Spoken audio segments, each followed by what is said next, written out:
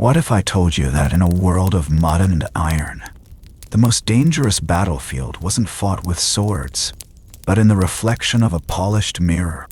Tonight we travel back in time, not to witness grand conquests, but to slip through moonlit corridors and peep into smoky candlelit cottages. We will walk a day in the battered shoes of someone desperate to be beautiful in an era where the standards were brutal, the methods were mad, and the entire quest was just a little bit bonkers. Imagine you wake up, and your first thought is, I hope my skin looks just pale enough to make people whisper I'm either noble or at death's door. Sunlight drifts through a dusty window. You squint, and already you're in trouble. The paler your face, the higher your status. But heaven help you if you get a tan. You're suddenly just another peasant trudging through muck. And if you think sunscreen will save you, let's just say medieval folks had their own uncreative methods.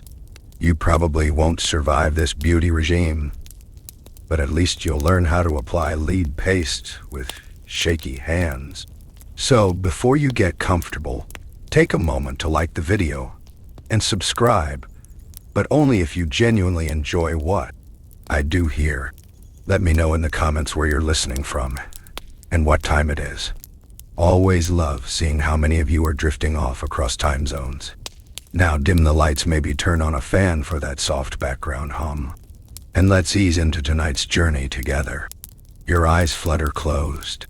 The room fades and you're suddenly somewhere very old, colder, quieter, and haunted by the sense that everyone is staring at your face, especially if it's not almost translucent. There's a reason everyone you see in those medieval portraits looks like they've just received really bad news. They're busy chasing that pale porcelain perfection, and it's no easy task. You wake at dawn, the rooster crows, and unless you're one of the lucky few who can afford to sleep past sunrise, you're already worried about your skin. For nobles, and anyone who hoped to pass for one, the goal was to look as though you'd never worked a day outdoors in your life. Tanned, you might as well admit you spend your afternoons hauling turnips in the mud. Historians still argue whether this obsession was always tied to status, or whether it also signaled spiritual purity. After all, the paler the nun, the more people seem to think she'd reach some level of heavenly devotion. Now you're not reaching for dishes. No, you're more likely mixing up a homemade concoction, because medieval sunscreen was a dangerous blend. On their face, how about a bit of lead paste, some vinegar, and maybe a dusting of white flour? Yes, lead. In fact, the paler your skin, the more likely you are to be slowly poisoning yourself. Venetian. Cirrus, the favorite beauty cream, was basically lead mixed with vinegar, something you'd recognize today as a recipe for neurological disaster. But hey, fashion before function, right? Of course, not everyone could afford such risky luxuries. If you're a peasant, you get your pale face by default because you're probably malnourished and anemic. Congratulations, you've achieved the wasted away look naturally. Still, if you want to look even paler, there are tricks for that. Chalk flour or the classic, not at all unsettling egg mask, which leaves your face with the texture of a week-old loaf of bread. And while we're on the topic of pale faces, let's talk about veins. Yes, visible veins, especially blue ones, were all the rage.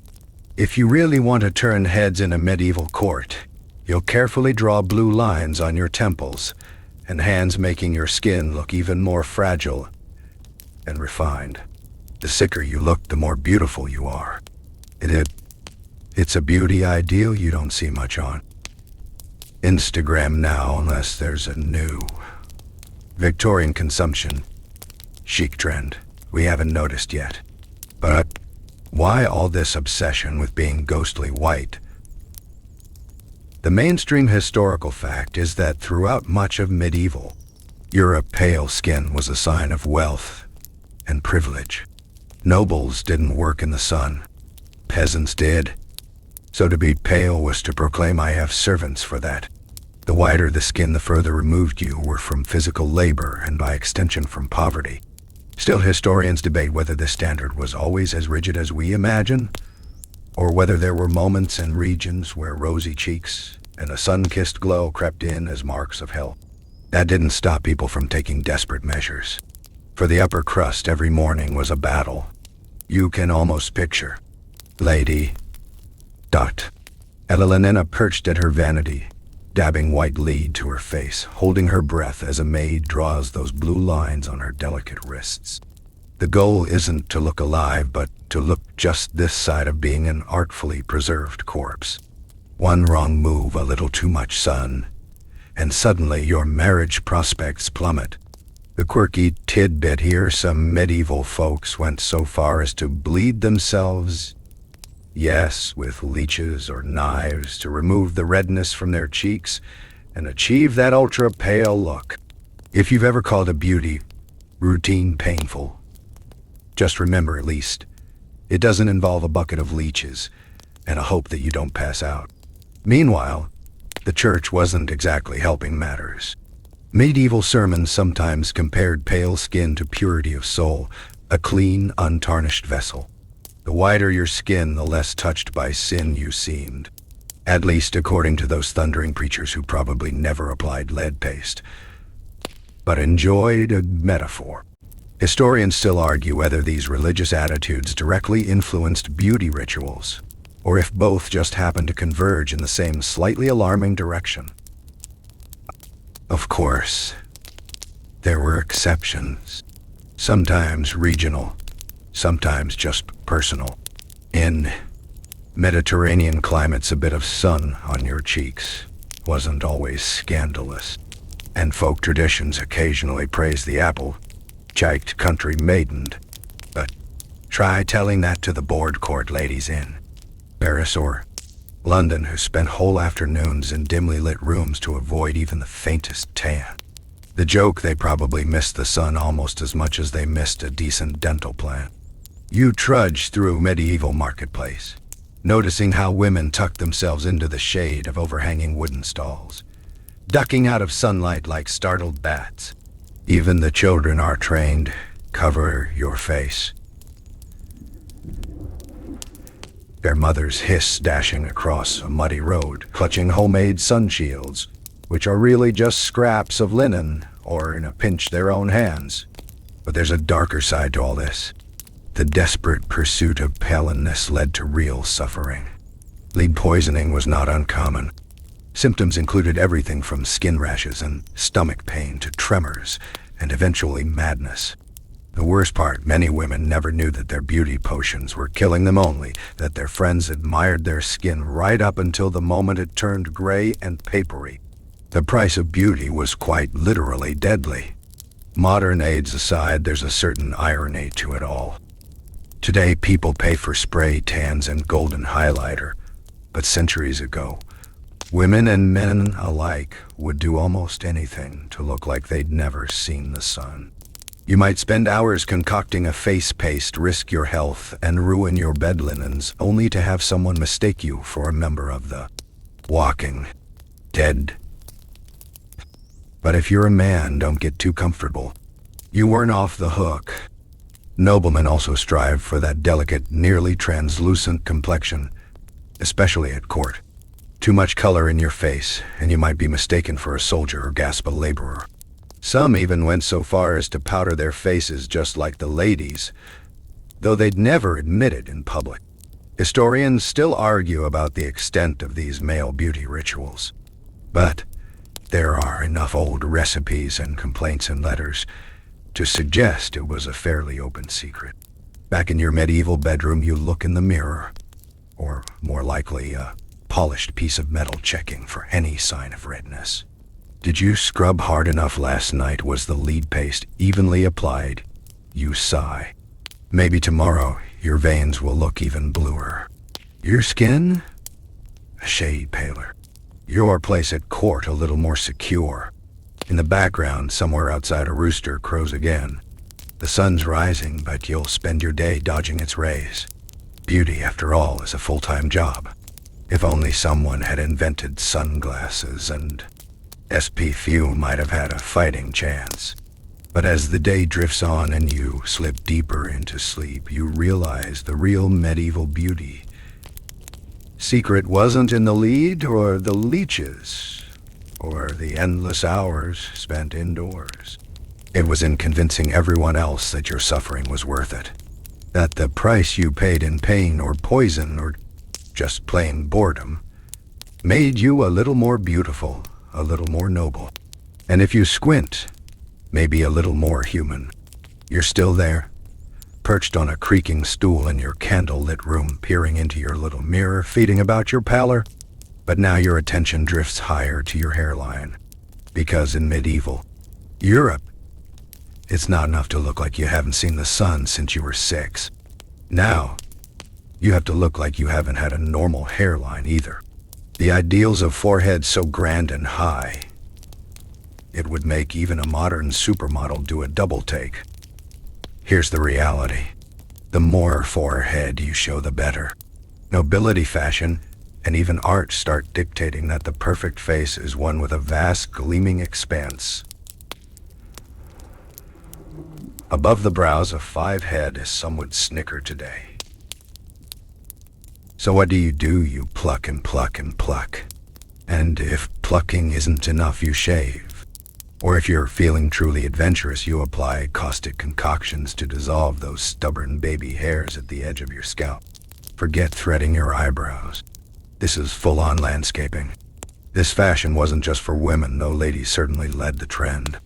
You'd see high-born women in their bedchambers, squinting by the firelight, tweezers in hand, wincing as they tug out hair after hair. Some even enlisted their maids for the task, turning hair plucking into an after-dinner ritual. If you want to be beautiful, you must endure. There's even an old saying, beauty knows no pain. In medieval times, pain was more of a guarantee than a risk. Mainstream historical fact.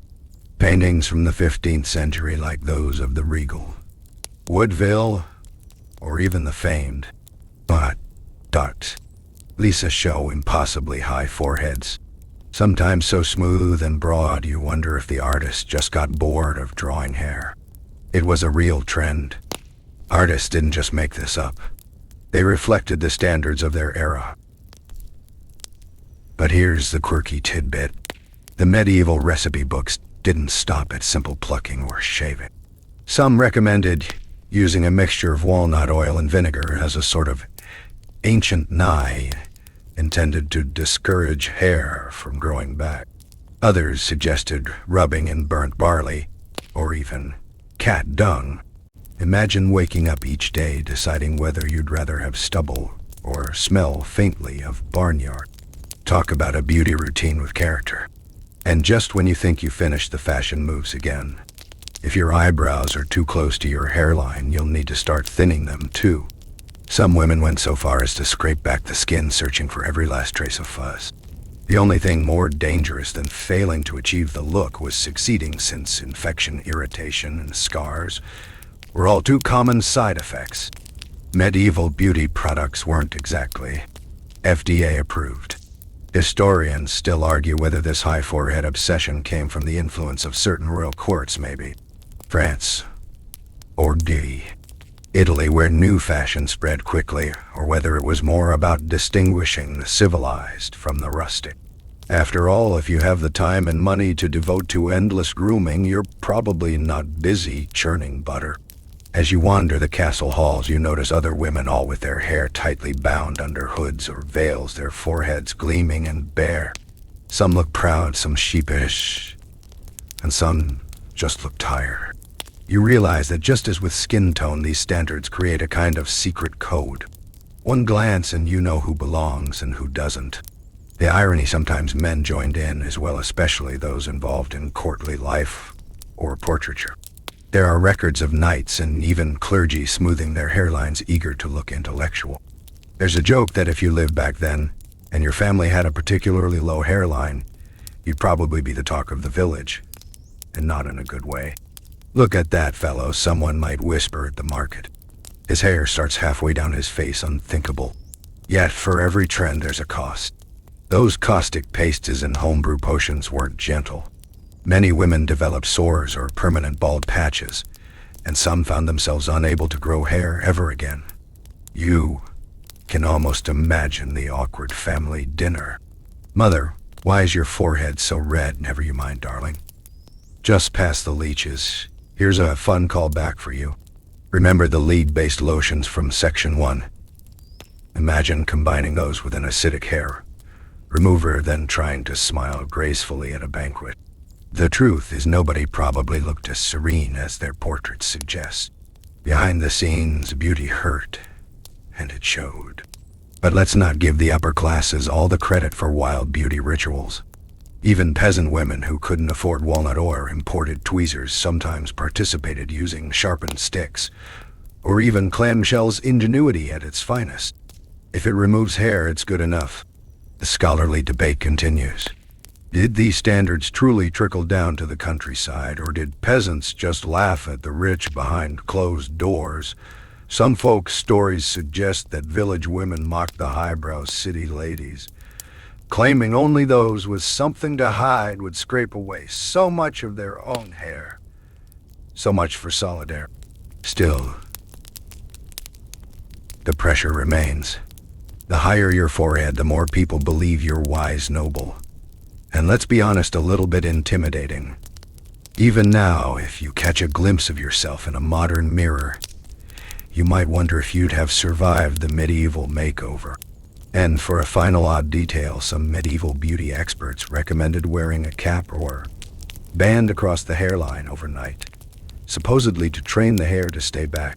The result, you'd wake up with a crease across your forehead, and if you were unlucky, less hair than you started with. Fashion meet futility.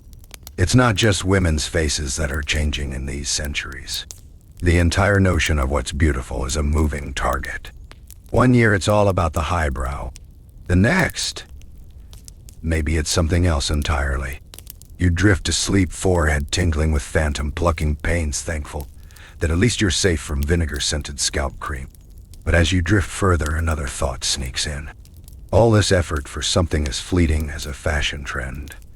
Historians still argue whether people truly believed these standards were natural, or whether deep down everyone knew it was just another way for society to draw lines between rich and poor, in and out, beautiful and, well, human. You roll over in your medieval bed cheeks pressed against the lumpy straw mattress and wonder if only they'd had Instagram. How many tutorials would there be for high forehead hacks? Would there be a number forehead? Friday, but the candle sputters, the castle goes quiet, and you, with your vast expanse of freshly plucked brow, are left alone with your thoughts. Beauty is pain, but sometimes it's just plain weird. You're lying there half awake in your drafty chamber, still nursing the sting from your most recent forehead plucking, and suddenly you remember the real badge of medieval beauty is cascading impossibly long, glossy hair. Not the kind of hair that just grows. No. This is hair that ripples like a silk banner in a summer breeze, framing that freshly expanded brow in waves that seem to shimmer in candlelight. For women especially, hair is everything. The longer, thicker, and glossier, the better. Men had their own hair anxieties, but for women, hair was almost a currency. Something you guarded, cherished, and sometimes weaponized. The ideal hair so long it can be coiled into elaborate braids, tucked under a headdress, or left loose and artfully displayed on rare occasions. If you're single and looking, you want everyone to notice your locks. If you're married, your hair goes under wraps literally. But whether on display or hidden beneath yards of linen hair, has to be healthy and abundant, a symbol of youth and fertility. Unfortunately, your body has other plans. What with the stress of daily medieval life, malnutrition, and let's face it, some questionable hygiene habits. Mainstream historical fact. Medieval women did indeed prize long hair, and there's plenty of evidence in art and literature to prove it. Poems praise golden tresses, and tails. Our bound of heroines with hair that could be knotted into ropes or spun into thread. Some noble women never cut their hair at all, except perhaps once in childhood, the only times hair might be shorn as a punishment. Think nuns or penance or in dire health emergencies. Otherwise, it was to be tended like a garden if your garden was subject to lice, split ends, and more than a few disastrous homemade tonics. Now you probably don't have access to modern shampoo. If you're lucky, your household might have sweet-smelling herbs, rosemary, lavender, or rose petals boiled and strained to create a fragrant rinse. If not, you're stuck with basic soap, harsh lie heavy, and more likely to turn your hair into straw than silk. A good hair day in medieval Europe is a rare and celebrated thing, and you can bet people notice. Your hair looks almost clean is genuinely a compliment. But here's the quirky tidbit. Hair pieces and fake plaits were not just for the super rich. Plenty of women resorted to padded rolls, hair extensions made from goat or horse hair, or even discarded human hair gathered by enterprising maids from combs and brushes. If you've ever worried about extensions showing at a party, just imagine your neighbor glancing over and noticing your brand new braid. Smells faintly equestrian. Some women even went as far as to dye their hair with risky bruised saffron for a hint of gold walnut husk for chestnut brown, or light a strip color entirely. The results were unpredictable, but the effort always monumental. So you sit trying to coax your hair into a possible braid, wincing as the comb snags. And if your hair isn't long enough, well, you can fake it. There are stories of women saving their own shed hair all year, twisting it into rats' hair cushions, not the rodent. Although with medieval cleanliness, who can say for sure to pat out their buns or rolls? The more elaborate your hairstyle, the more status you broadcast. For men, the rules shift. In some eras, knights sported flowing locks, symbolic of strength and vitality. In others, fashion demanded a neat bob or tonsure, a monk's classic shaved crown. But for both sexes, hair was a statement, and the pressure to keep up appearances never quite faded. Historians still argue whether these elaborate hair rituals were strictly enforced or mostly reserved for high society. Did village girls with bobbed hair feel left out, or did they just laugh at the silly trends of the nobility? Some medieval manuscripts suggest that even farm girls took pride in their hair, using simple oils when they could get them, and borrowing styles seen at church festivals. But the stakes for noble women were higher. Imagine being judged not just for your virtues, but for how glossy your hair looked in firelight.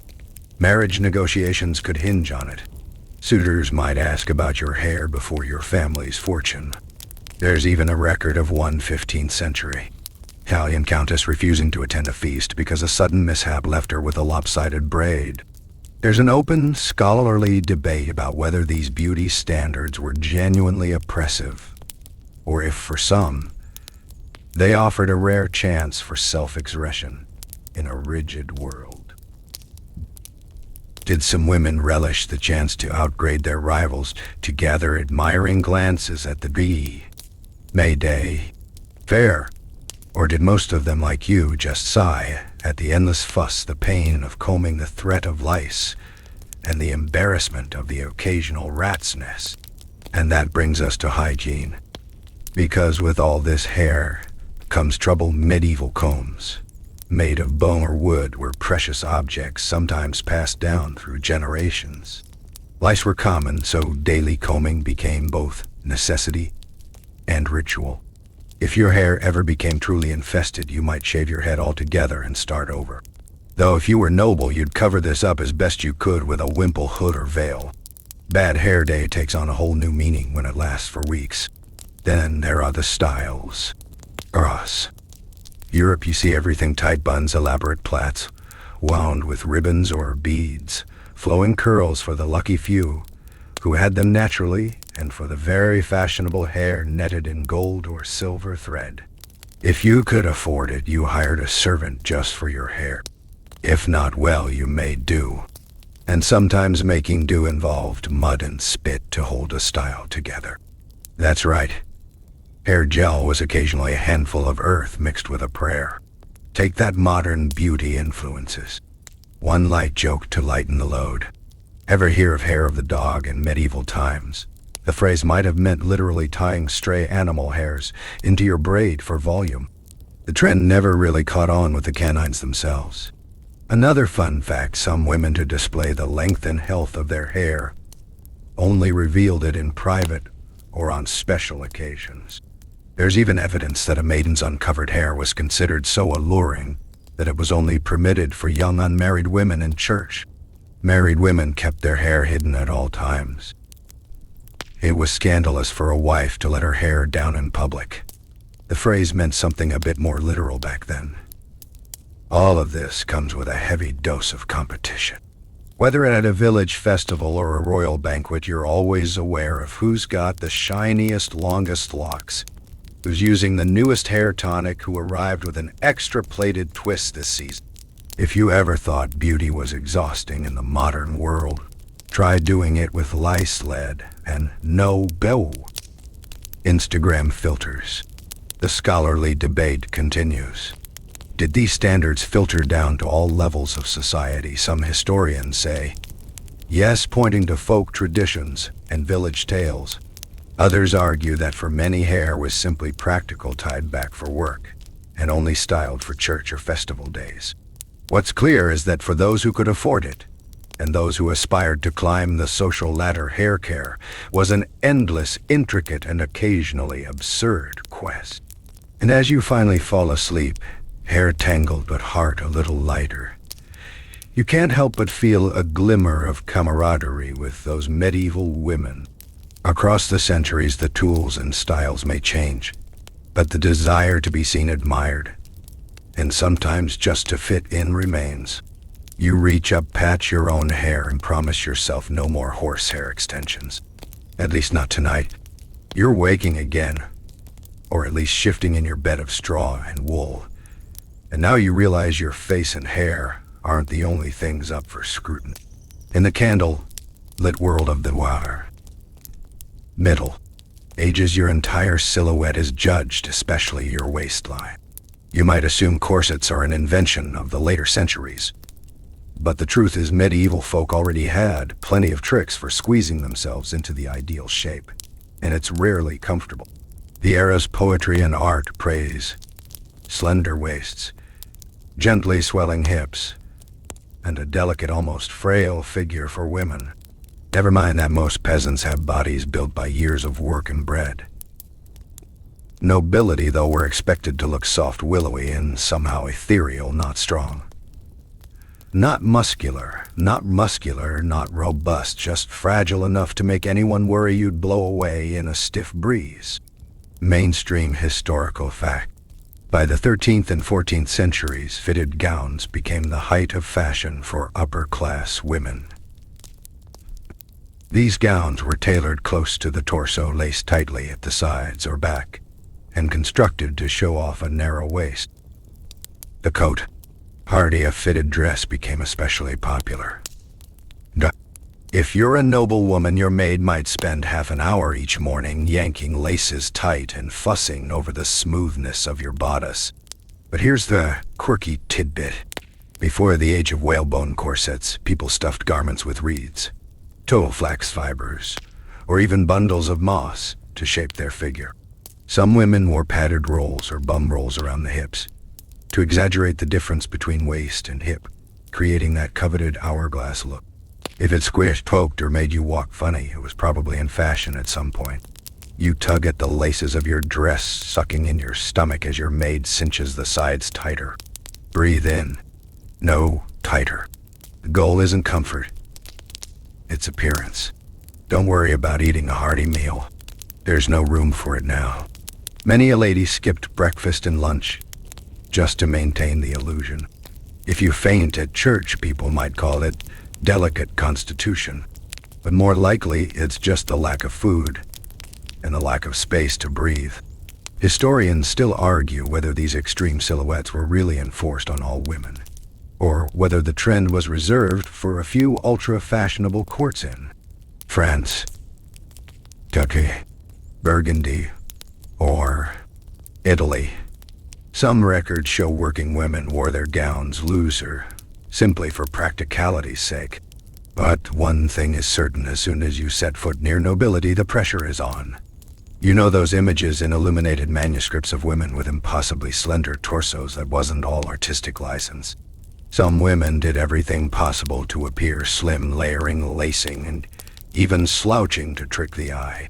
There are tales of young girls being trained to stand and move gracefully, with books balanced on their heads and heavy wooden boards tied to their backs to teach straight posture and the proper way to carry themselves. Let's pause for a joke. Ever try to run in a tightly laced dress? Don't. Not unless you want to trip over your own feet, rip a seam, and end up the talk of the castle. Lady. Joy. Marjorie fell again. Should have loosened her laces. But the obsession didn't stop at the waist. Flat stomachs, small busts, and narrow shoulders were in vogue at various times. Some women resorted to tight undergarments. Linen bands wound around the chest, squeezing everything down and in. The look was youthful and pure, though the comfort level was somewhere between sleeping on rocks and hugging a tree trunk. There's also the ever-popular belt slung low on the hips, studded with gems or intricate metalwork. A belt wasn't just an accessory, it was a status symbol. The fancier the belt, the more people assumed you were important. Sometimes these belts were gifts from husbands to wives, and not so subtle reminder to stay trim. Talk about pressure. Men, meanwhile, weren't entirely off the hook. While bulk was a sign of wealth, think robust barrel-chested kings, there was also an expectation, especially among the young and fashionable, to appear athletic, but not too muscular. The real prize was to look noble. Not sweaty, not sunburned, just perpetually ready for a courtly dance. There's an open, scholarly debate on whether body-shaping clothing like stays and padding were common, or if most people just made do with what their bodies naturally looked like. Some scholars argue that many depictions in art are aspirational. No one really looked like that, but everyone pretended. But for those in the middle of the social pyramid, the stress was real. Young women preparing for marriage, hopeful men aiming for court posts. All of them watched, compared, and sometimes suffered. There's even a story of one duchess who had extra ribs removed, or so the gossip went, to achieve a wasp waist. Historians say this is probably a myth, but it speaks volumes about what people thought possible or expected. Quirky tidbit number 2. For those unable to shape themselves physically, some turn to illusion. There are records of artists painting shadowy lines on skin or undergarments to fake a slimmer figure. The earliest contouring, perhaps. Imagine powdering yourself before a big event, not for the face, but to shade a fake. Ab muscle or a sharper collarbone. The commitment was real. And let's not forget the stories of miracle waters and slimming potions, peddled by traveling quacks.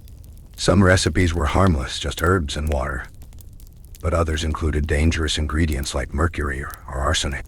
Yes, for a smaller waist, some people risk their lives. It makes you grateful that today's diet fads rarely come with an actual skull and crossbones label. The scholarly debate continues. Did these deadly concoctions really work, or were people just fooled by a placebo effect? And maybe a few days of being violently ill, we'll never know for sure, but one thing is clear. If someone told you it'd make you slimmer, you'd probably try it.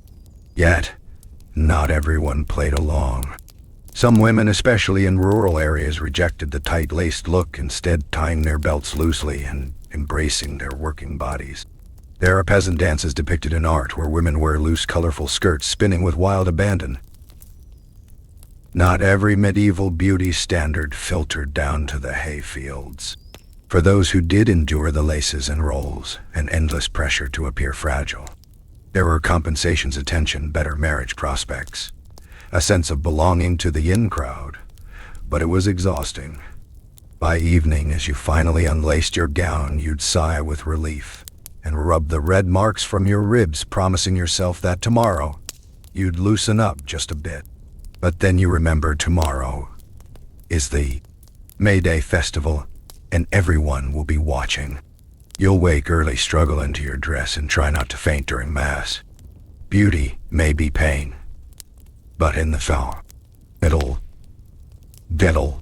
ages it was also a full-time job, one with very little room for snacks. As you drift off, you think about the strange things people did to fit in, how the shape of your waist could change your whole life, or at least how people saw you.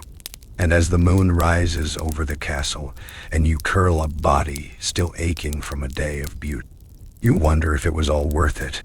Tomorrow maybe you'll tie your belt loose and dance with the peasants. Or maybe, just maybe, you'll invent sweatpants a few centuries early. You roll to your side, half cocooned in scratchy linen, and feel the pinch of your shoes. Yes, those shoes. Because tonight you're not just a head of hair, a one face, or a corseted waist, but a pair of dainty feet squished and shuffled into a pointy-toed nightmare. The medieval beauty ideal for feet is, let's say, uniquely punishing. The smaller and more delicate, the better. Forget comfort. If your toes aren't tingling with pain, you're not doing it right. Imagine stepping out of bed already bracing yourself for the squeeze. If you're a noble, your shoes aren't practical boots or sturdy sandals. No, your prized possession is a pair of poulain shoes with tips so long and narrow that walking is a calculated risk. Some panains, also called craquets, have toes that extend 6, 8, even 12 and past the actual foot, sometimes supported with little whalebone or wire stays, so the points won't drag sadly behind you. The longer the toe, the higher your status, until inevitably the king or the church declares a moral panic and tries to ban them for being too outrageous. Mainstream historical fact. In the 14th and 15th centuries, pointy shoes were all the rage in courts, from Paris to Prague. Lawmakers and priests alike decried them as symbols of vanity, pride, and danger to morals. Some towns even passed laws restricting how long the points could be, especially for commoners. If you're caught with poulans beyond the permitted length, you might be fined, or more humiliatingly, have your shoes cut down in public. Picture the scene: a burly town constable snipping your fancy tips while the market crowd giggles. For women, shoes often meant balancing on fragile platforms called patterns, especially if you had to wade through muddy streets. Patterns could raise you several inches above the muck, but at the price of stability. No wonder medieval cities rang with the clatter of wooden soles and the occasional squeal of someone losing their balance and tumbling into the filth. Gurky tidbit. People got creative to cheat the standards. Some stuffed the toes of their shoes with wool or even sand, so their feet wouldn't slide forward and crumple painfully. There are tales of court jesters secretly filling a rival's shoes with pebbles as a prank. Nothing like watching Lady C.G.R. Marjorie hobble across the great hall with a forced smile, all in the name of beauty. But it's not just the shape of your shoes. It's your actual feet. Small, arched, and dainty are the gold standard. And if you're cursed with a wide or long foot, you do what you can to disguise it. Some women wrap their toes tightly at night, hoping to mold their feet into daintier forms. There's no historical evidence of full-on foot binding in medieval Europe, like in other parts of the world. But the pressure to have pretty feet is real. And if you're born into the wrong gene pool, well, there are plenty of prayers to thank Crispin, patron of cobblers, for a reason. Historians still argue whether these tortuous shoes were truly everyday wear for most people, or if they were reserved for special occasions and the wealthiest nobles. After all, if you spend your days in fields or workshops, you need to actually walk. But for the aspiring and ambitious at court and town or during feasts, the pointier the better. There's a theory that a person's worth could be measured in inches of leather trailing from their toes. Let's break for a light joke.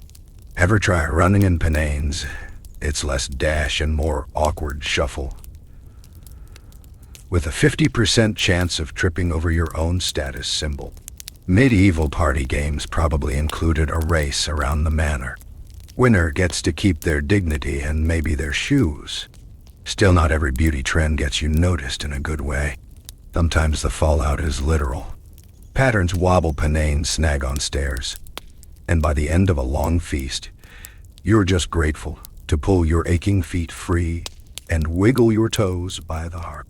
Medieval folk might not have invented high heels, but they were masters of uncomfortable footwear. And yes, even then, people gossiped.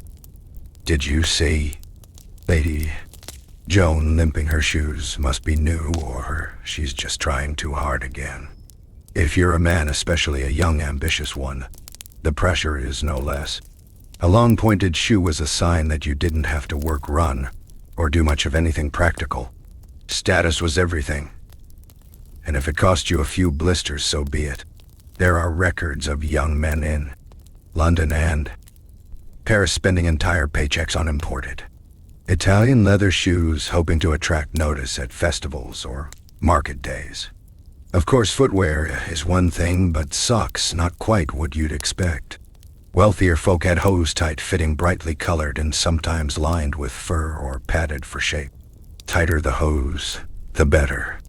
At one point, the craze for codpieces, padded or decorative flaps covering the groin, led to an arms race in hosiery, with men vying to display not just their feet, but their, well, let's just say their courage.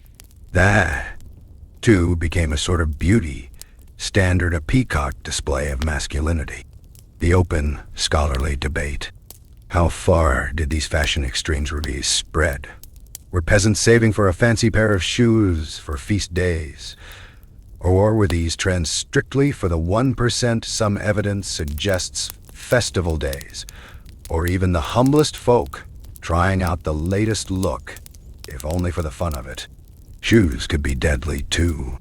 Poor construction meant broken ankles, twisted knees, and the risk of infection from wounds. There are stories, half history, half cautionary tale, of young men dying of gangrene from a blister gone bad, all because they wanted to impress the daughter of the local baker. But not all shoes were disasters. In the countryside, people favored practical footwear, simple boots, sandals, or going barefoot in warm months. There's a folk saying barefoot in summer, rich in spirit. A gentle jab at city folk who traded comfort for class. Some villages even held foot races where showing up in pens would guarantee instant mockery. The quirkiest tidbit. In some regions, the shape of your shoe could signal your politics. The supporters of certain lords or guilds might wear distinctively shaped or decorated footwear, making your feet a kind of medieval bumper sticker. Imagine the town square. Oh, look at those round-toed shoes. Must be from the wrong side of the river. It's not all misery, of course.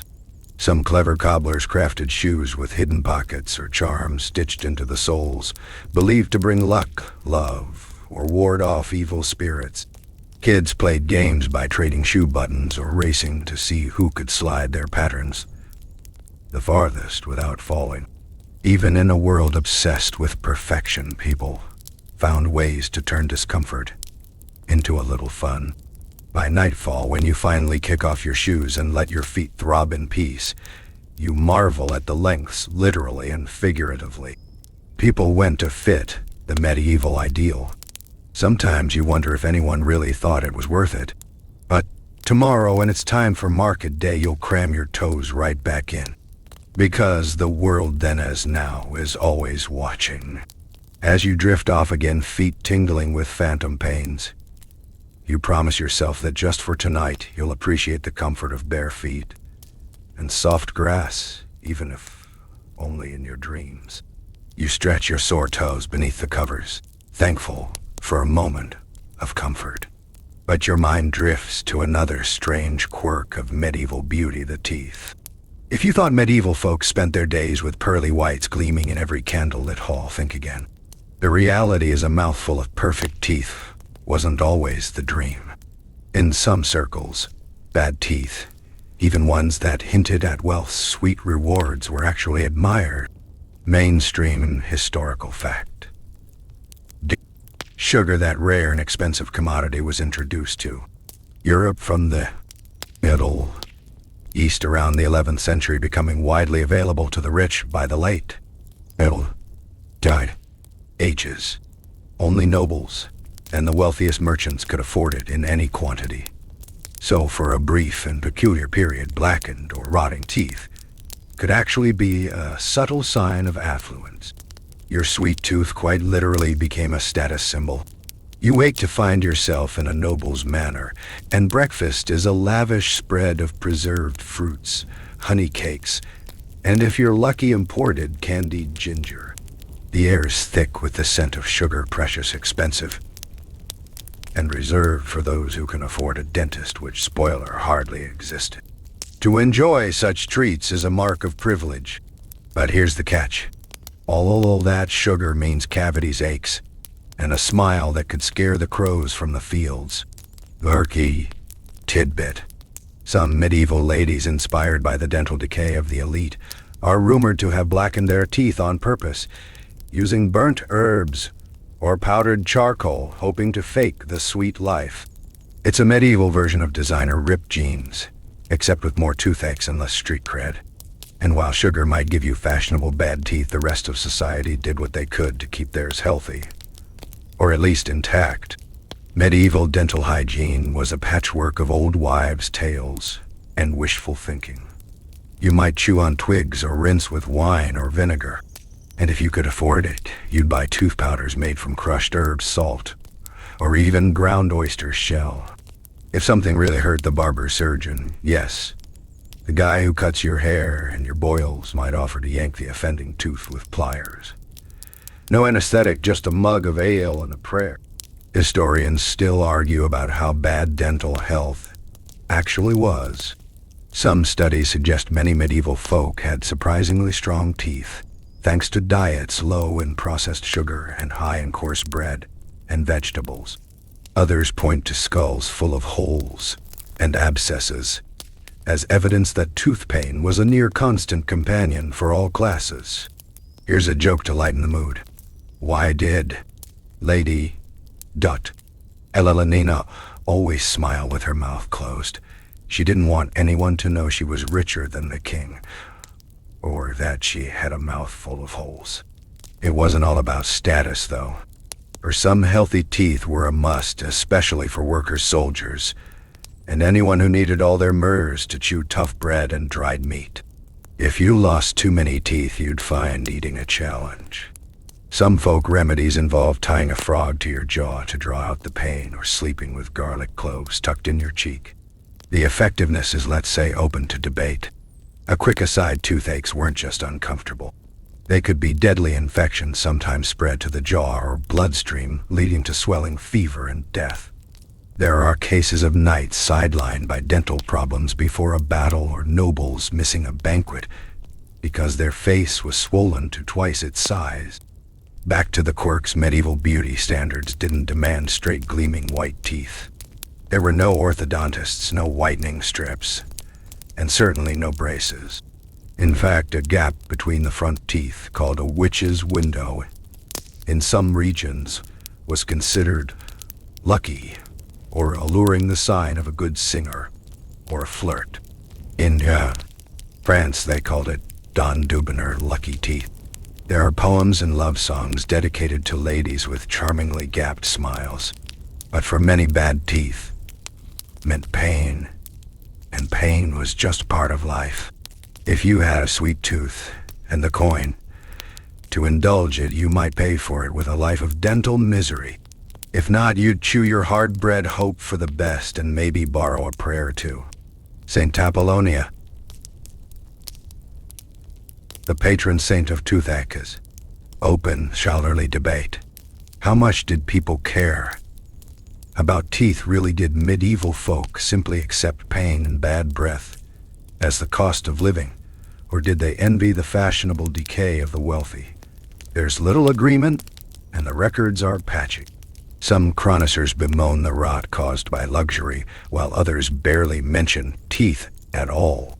Back at your imaginary manor, you stare at a bowl of candied violets and wonder if the risk is worth it. Still, the taste is heavenly. A brief sugary escape from daily drudgery.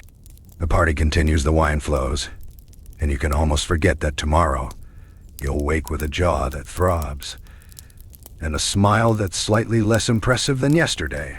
In the countryside, peasants simply do what they must, rubbing with salt, chewing mint or sage, and hoping their teeth last. There's a strange pride in keeping your own teeth well into old age. Grandmothers with all their murs are admired as hardy and blessed, not just lucky. A final odd fact: in some places,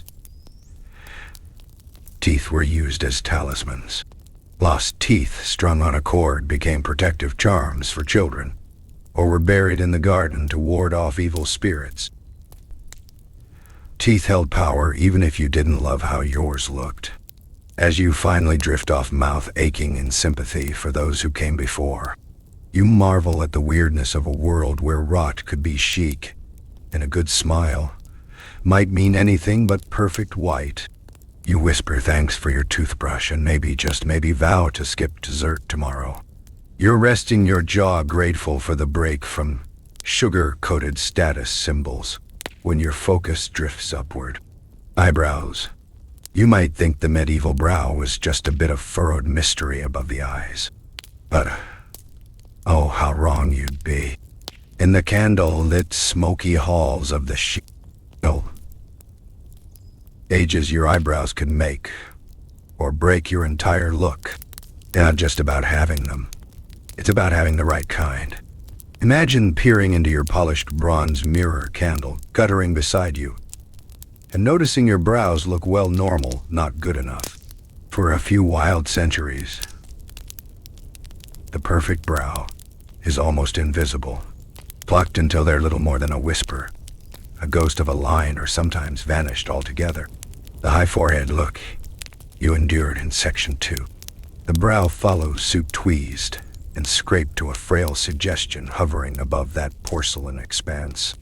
The higher and more barely there, the more you fit the current ideal. Mainstream historical fact. Across much of late medieval Europe, especially in the 15th century, fashion-forward noble women plucked their brows, ruthlessly echoing the style immortalized in paintings. There are endless portraits of queens and ladies whose foreheads seem to stretch on forever, framed by a faint, almost hesitant brow. The look is so popular that even literature makes sly jokes about girls with brows, like clouds barely there and ethereal. But not everyone followed the rules. The quirky tidbit: in some Italian and Spanish regions, dramatic painted brows had a moment of glory. If your own hair was too fair or patchy, you'd reach for a bit of lampblack or even burnt almond and sketch on an arch worthy of a saint or a villain. Some women, daring or bored, or both, painted their brows in unusual shapes, dramatically peaked, almost as if surprised by life itself. Men, too, occasionally joined in shading or accentuating their brows for portraits or big public events. It wasn't just plucking either. Recipes from medieval beauty books recommend concoctions of honey vinegar or even the juice of green walnuts to thin the hair, making plucking less painful. Debatable. Others suggested rubbing the skin with pumice stone, chasing the impossible dream of brows beauty. You might suffer a little redness, a few scabs, but fashion is fashion. There's an open scholarly debate about why the invisible brow trend took hold.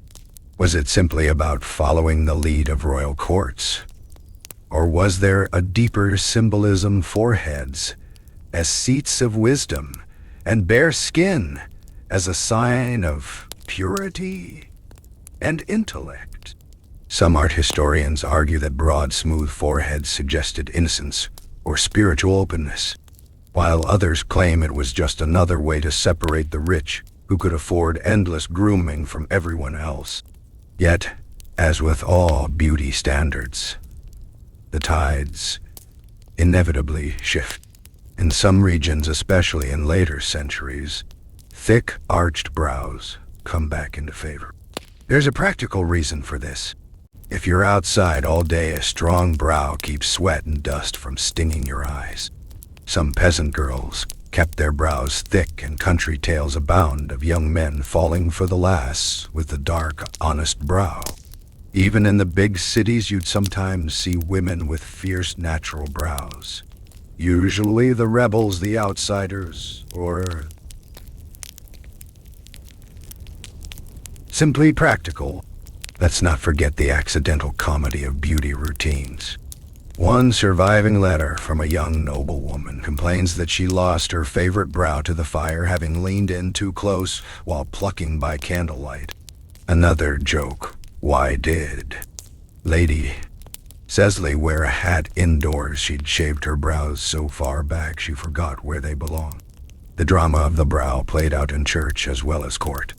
For highborn girls, the pre-wedding brow ritual could involve hours of grooming tinctures, and even a few superstitious charms, sprinkling salt-muttering prayers for a lucky face. Some believed that the shape of your brow foretold your fate in marriage or your capacity for virtue. One popular ballad went, "A brow too sharp a tongue, too keen brings trouble to a marriage scene." But if invisible brows weren't for you, you could always paint a new pair. Recipes survived for colored powders and homemade mascara. The soot from burnt cork, the juice of berries, a smear of animal fatter's binding. The result sometimes dazzling, sometimes disastrous.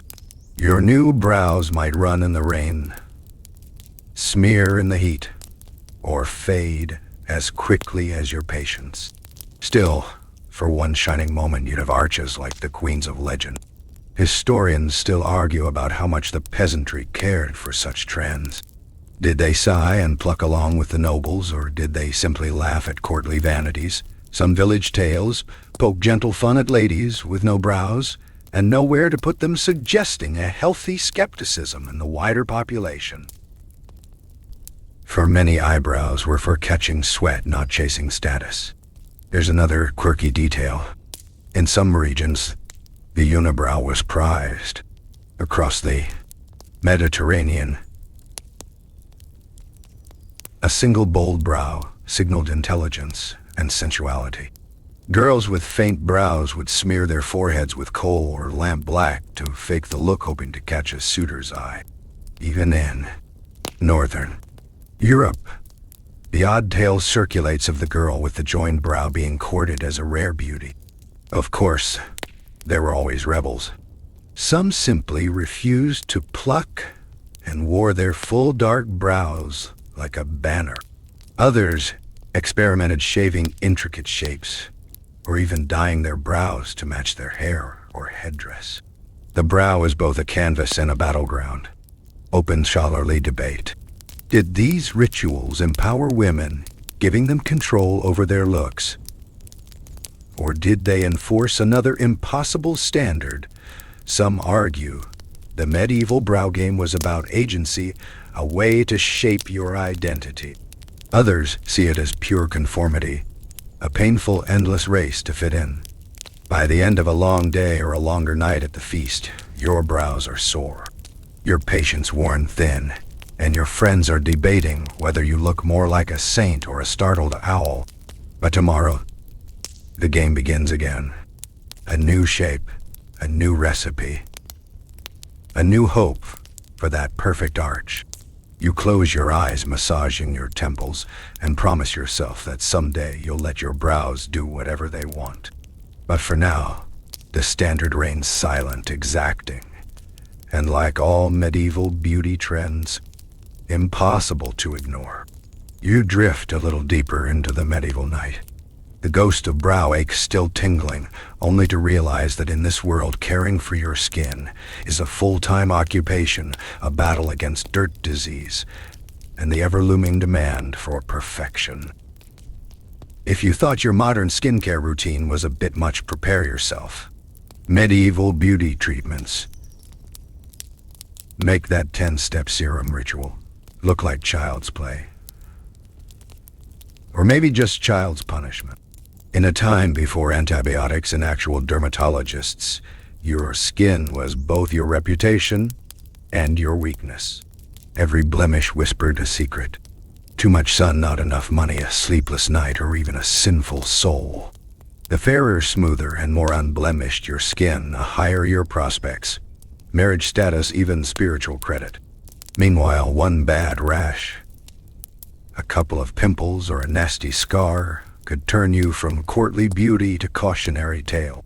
Mainstream historical fact. Medieval women and plenty of men used a dizzying array of lotions, masks, scrubs, and balms, all in the pursuit of luminous skin. Recipe books from the 14th and 15th centuries list concoctions made from almond milk, rose water, crushed pearls, egg whites, and honey, ingredients still found in some modern products. But they're joined by a parade of less savory elements. Lead, powder, mercury, vinegar, pig fat, snail slime, and even in the worst cases, animal dung. If you were rich, you could afford the good stuff. If you were poor, you improvised with whatever was left over after dinner. Let's be honest, a medieval spa day was less cucumber slices, more questionable chemistry set. You might start your morning with a splash of cold water straight from the well, possibly shared with a duck. Then you reach for your whitening paste, a sticky blend of egg white, flour, and vinegar. If you're truly ambitious or just a glutton for punishment, you'll slather on a brightening mask containing lead or mercury. Never mind that both slowly poison you. There's something almost poetic about risking your health for a glow that could kill. The quirky tidbit: some beauty recipes called for crocodile dung imported at great expense from the Mediterranean. Mixed with vinegar, it was spread across the skin as a kind of ancient exfoliant. This wasn't as rare as you'd hope. Apothecaries and would-be doctors swore by it. Next time you complain about an odd-smelling face mask, just be glad it doesn't come with scales. But not every routine was dangerous. Almond oil, honey, oatmeal, and rose water were relatively gentle and remain classic favorites even now. Some women used crushed violets or lilies as a calming toner, and men sometimes splashed themselves with rosemary water for that freshly plucked scent. The village healer or midwife was your dermatologist, your pharmacist, and your therapist, dishing out advice for every complaint from freckles to boils. Still, skin was never just skin. A flawless face hinted at virtue, discipline, and God's favor. If you suffered from acne, eczema, or the pox, the stars from neighbors could be brutal. People believed that bad skin signaled bad character, or even a curse. Superstitions that clung to villages and court alike. Historians still argue how much medieval folk understood about cleanliness and disease. Some records show regular bathing, especially among the wealthy, or in bath-loving places like Hungary and southern Germany, while others insist most people washed only their hands and faces, avoiding full immersion for fear of illness. The truth likely a mix. In some towns, public bathhouse thrived, bustling with gossip, flirtation, and the occasional clandestine meeting. In others, water was reserved for the holy or the desperate. Bathhouses themselves were double-edged swords, places of cleanliness, but also rumored dens of sin. Laws were passed, bathhouse shuttered, and rumors flew about what really happened behind those steamy doors. There's an open scholarly debate. Did bathing help spread the infamous plagues, as some once believed, or did the closure of bathhouse actually make things worse by making people dirtier? The jury is still out. The great irony: some skin problems were simply the result of the very remedies used to fix them. Lead, mercury, and arsenic-based treatments cause peeling rashes, sores, and eventually irreversible damage. There are surviving letters from ladies at court, lamenting the mysterious rot on their cheeks, unaware they're poisoning themselves every morning. You almost want to hand them a bottle of sunscreen and a pamphlet on toxicology. Let's joke for a moment. Why did Lady ... Agnes never worry about wrinkles. She never lived long enough to get them thanks to her daily dose of white lead. There's medieval beauty wisdom for you. Another quirky detail, scars from smallpox, chickenpox, or injury were sometimes camouflaged with tiny bits of velvet or silk glued right onto the skin. These beauty patches could be round, star-shaped, or even crescent moons. In some cases, a courtier might wear a whole constellation of patches, each one signaling a flirtatious mood or a witty rebuke to gossip. Why, yes, I do have a scar, but now it's a fashionable crescent. Thank you very much.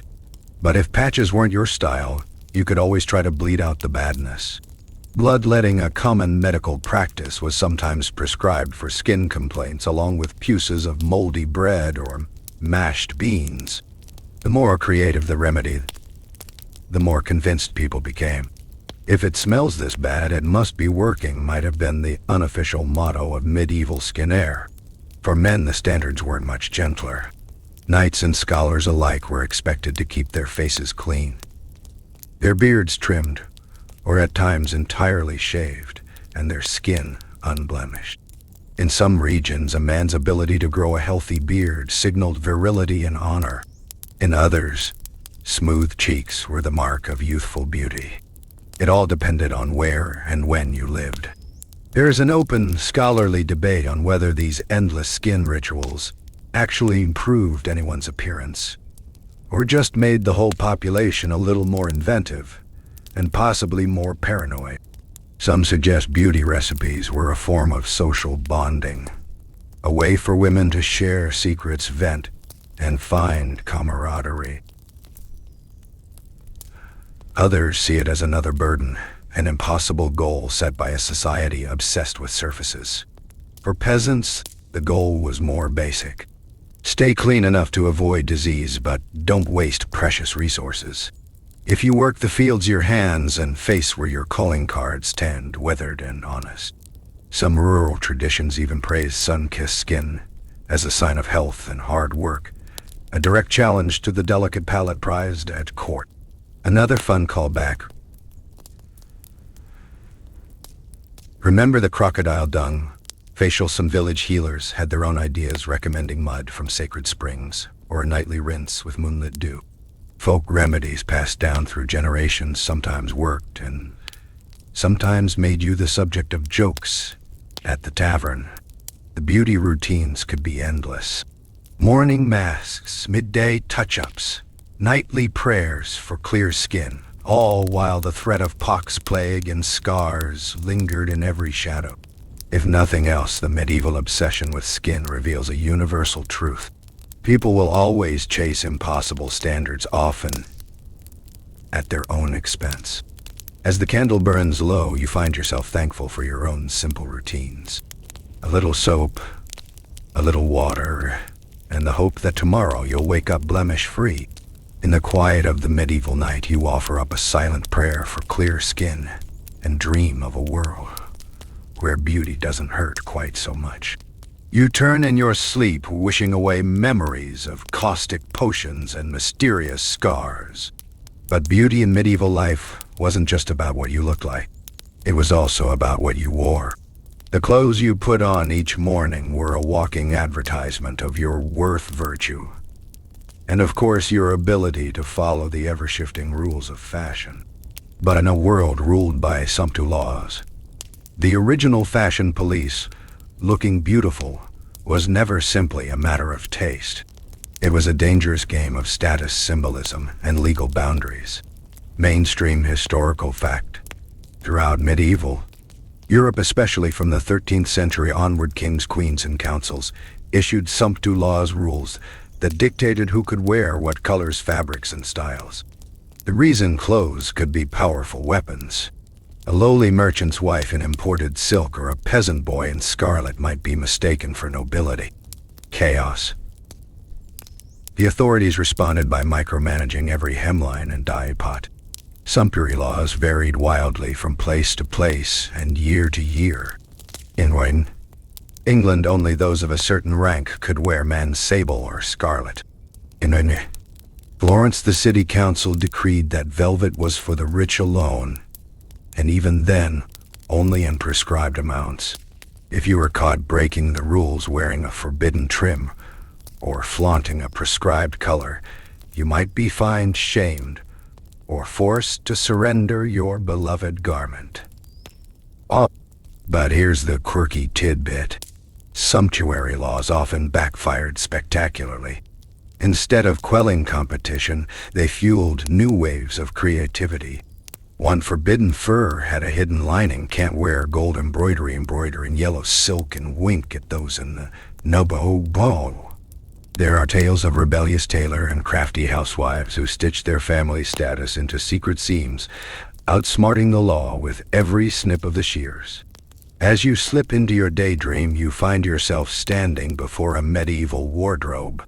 What do you choose? If you're a noble, you reach for a gown of deep blue, dyed with imported indigo.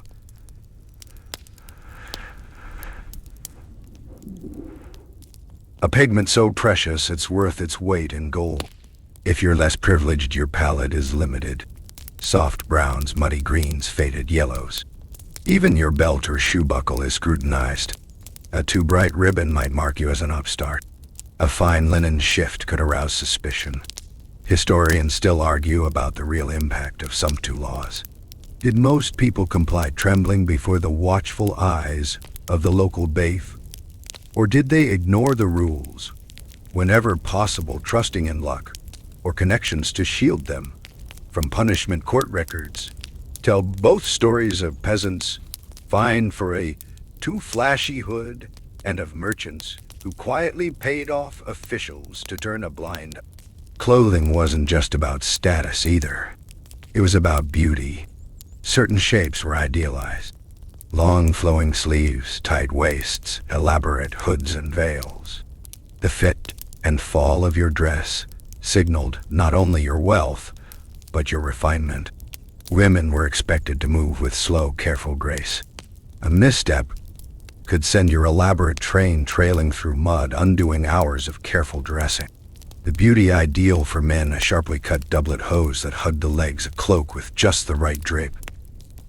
In Burgundy, the latest craze might be pointy hennons for women, those soaring cone-shaped hats. While in Venice, no self-respecting lady would be seen without platform, Chopin, tight shoes so tall you needed a servant just across the room. Joke break. What's worse than tripping over your pananes, getting stuck in a doorway because your hen is too tall? Medieval parties had their hazards. Accessories mattered as much as fabric. Jewels and embroidery were strictly controlled. A sapphire necklace could signal noble birth or dangerous ambition. Pins and brooches served double duty as both decoration and status marker. In some cases, the shape of your headgear, flat cap, hood, or veil advertised your marital status, regional roots, or even your political loyalties. For instance, a special badge or ribbon could show support for a local lord or a religious order. Clothes were a coded language, and everyone was expected to read it. Quirky detail. There were even laws about underwear. In some Italian cities, the color or quality of your shift or hose was policed just as much as your outer garments. Inspectors, yes, actual underwear. Police could be dispatched to weddings or festivals to make sure no one dared to wear forbidden lace or fine linen beneath their rough wool. Sumptu laws were always in part about control. Authorities worried that social climbing through fashion could upset the natural order. If a servant girl dressed like a duchess, how could you tell your betters from your lessers? The lines between beauty power and propriety were razor thin. But the real joke was on the lawmakers. As soon as one fabric or color was banned, a new fad appeared. Wealthy families commissioned tailor to invent ever more elaborate trimmings. New guilds arose specializing in the fine art of legal evasion. The result, fashion moved faster than the law could keep up open scholarly debate. Did sumptuary laws actually work? Did they reinforce class distinctions, or just give everyone a headache Some historians argue that if nothing else, the laws created a sense of shared frustration, an equalizing annoyance that cut across rank. Others see them as largely symbolic, more about projecting authority than changing real behavior. In the village, things were simpler, but not immune to status signaling. The patch of embroidery or a new ribbon in your hair might make you the talk of the parish for weeks. Children were dressed plainly, but even they found ways to sneak in color. Dyed wool scraps or a lucky charm stitched to a sleeve. Market days and festivals were prime time to show off. Some families saved up for years to buy a bit of luxury fabric for a daughter's wedding dress, passing it down from mother to daughter as a cherished heirloom. But even for the humble, there were risks. A well-dressed farm girl might be mistaken for someone above her station, and that could bring trouble. Stories circulate of young women who donned their finest for a festival and attracted the unwanted attention of a local lord, or were accused of pretending to be more than they were. In a society obsessed with hierarchy, beauty could be both blessing and curse. Another quirky tidbit. In some places, strict sumptu laws created a black market for forbidden fashion. Smugglers trafficked in rare dyes, silks, and even finished garments, sneaking them over borders or through city gates hidden in barrels of grain. Outlaws became unlikely trendsetters, with the daring and the desperate leading the way in underground culture. For the rich, the stakes were highest. One misplaced gemstone or too bright velvet could land you in court. Some try to outdo the laws themselves, dressing ever more extravagantly, as a show of defiance or sometimes repentance. There are stories of noble women appearing in sackcloth after being fined, only to re-emerge at the next feast in something even more fabulous. It's easy to laugh at the absurdities. The lord with a train so long he needs 2 pages to carry it. The merchant's wife hiding silk sleeves under a plain wool cloak. But the anxiety was real. Beauty and fashion were ways to get ahead, yes, but also to make enemies caught danger and spark envy or suspicion. You snuggle deeper under your blanket, grateful that your own pajamas aren't subject to government inspection. The medieval world, it turns out, was a universe of fabric and color codes. One where beauty was watched, weighed, and sometimes mercilessly policed. As you slip further into sleep, you realize that the pressure to look the part, to signal status and worth through what you wear, is one more way the impossible standards of medieval beauty reached into every corner of daily life. And tomorrow, when you dream of wandering a bustling marketplace or attending a midnight feast, you'll know every ribbon, every hem, every glint of metal on your sleeve is a tiny, dangerous act of self-expression. You're floating in the warmth of your medieval blanket, imagining for a moment the delicate rustle of velvet and the soft glow of candles catching on gold thread.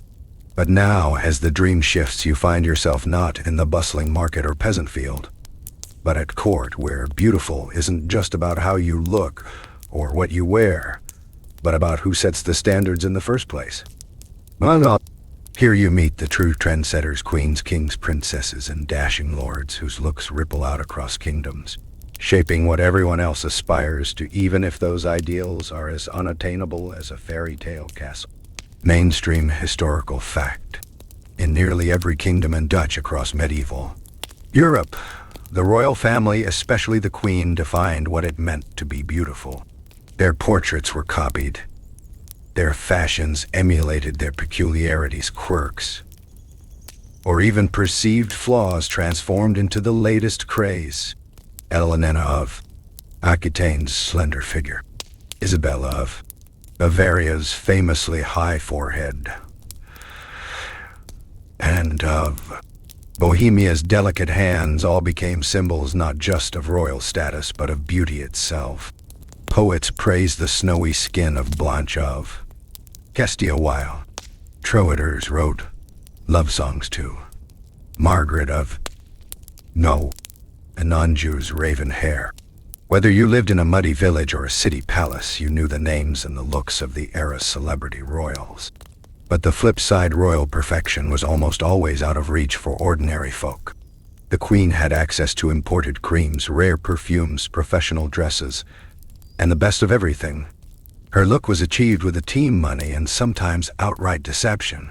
Portraits were often idealized, smoothed, and enhanced by artists eager to flatter. The result? Beauty became not just impossible, but mythical. Here's the quirky tidbit. Some kings and queens became obsessed with setting the trend, and not just following it. There's the story of Philip the Fair of France, who ordered all his courtiers to pluck their eyebrows and wear shoes with absurdly long points, insisting that the court must shine like the moon and among stars.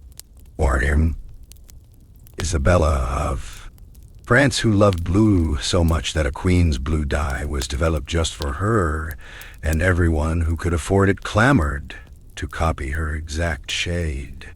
The royal look could have unexpected effects.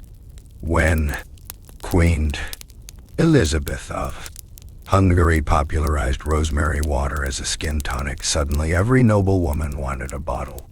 Never mind that most couldn't afford the real thing. The wealthy hired apothecaries to make elaborate imitations. The poor soaked rosemary in rainwater and hoped for the best. Some women even slept with sprigs of the herb beneath their pillows, believing it would make them dream of beauty. For men, the stakes were equally high. If the king sported a carefully trimmed beard or a certain style of hat, every noble in the land followed suit. French and Burgundian courts quarreled over the correct way to tie a doublet or how high to perch a feather in one's cap. In England, King Edward I's height and golden hair became the masculine ideal. Shorter, dark-haired men had to work twice as hard to make a splash at court. Open scholarly debate. Did royal standards trickle down to the masses, or were they confined to the upper crust? Some historians argue that even the lowest born aspired to echo the king's latest look, even in humble ways. A certain color of wool, a new twist in the hair, a bit of fabric pinned just so. Others contend that for most people, the world of courtly beauty was a distant spectacle, little more than gossip and daydreams. But for those at court, the pressure was immense. A single bad hair day could be political, not just personal. Maids and valets scrambled each morning to recreate the queen's look. Ladies-in-waiting risked their health with the harshest creams or the tightest boats, all for a passing glance from the monarch or the right kind of courtly gossip. The tiniest flaw, a mole, a limp, a sunburn could send whispers rippling through the palace. And naturally, not everyone could keep up. This brings us to another quirky detail. Sometimes royal defects themselves became the latest fad. When Anne of Brittany was painted with slightly protruding ears, suddenly portraits across France feature young women with similar ears, sometimes exaggerated for effect. When Henry VIII's later portraits depicted him as broad-shouldered and ruddy the eye. English court embraced a beefier ideal, praising good color and robust appetites. Even scars could become fashionable if worn by the right royal. All of this filtered down through the trickle of portrait miniatures, woodcuts and tapestries, medieval celebrity magazines. Done wild. Peasants and merchants who could never hope to attend court still saw the queen's face on coins and church-stained glass, or even carved into prayer books. Children named their dolls after princesses, and women might toast a wedding with a queen's braid in their hair tied with blue ribbon or gilded thread. Fashion, beauty, and even romance all followed the court calendar. When the king held a feast, new looks swept the country. Longer trains, brighter silks, a different style of veil or lace. At tournaments and dances, knights and ladies paraded the latest trends for all to see. Poets and troubadours wrote their own reviews. Sometimes praise, sometimes sly satire. A particularly brave look could become the stuff of legend. The lady who wore a dress of peacock feathers, or the knight who painted his face with gold dust for a masquerade. Of course, not all admired the courtly beauty standards. Some churchmen denounced the excess as vanity and sin. There's a famous sermon by the Archbishop of York warning that the search for beauty leads only to pride and folly. Sadists and street performers made fun of the nobility's quirks, imitating their walks, gestures, and even their latest improvements. The divide between royal and common beauty sometimes sparked envy, but also laughter. Joke time. Why did the Queen's dog wear a silk ribbon and a jewel on its collar? Because it could. Sumptuary laws didn't apply to pets. And besides, every trendsetter needs a loyal follower. Still, royal beauty standards weren't all about appearance. They could also signal power and morality. Queens commissioned tapestries, showing themselves as saints or biblical heroines, using their image to promote piety, wisdom, or charity. A soft, calm expression suggested compassion. A firm jaw implied resolve. Even flaws could be spun. Elizabeth I's infamous pockmarks were hidden behind thick white makeup and celebrated as a mark of her endurance.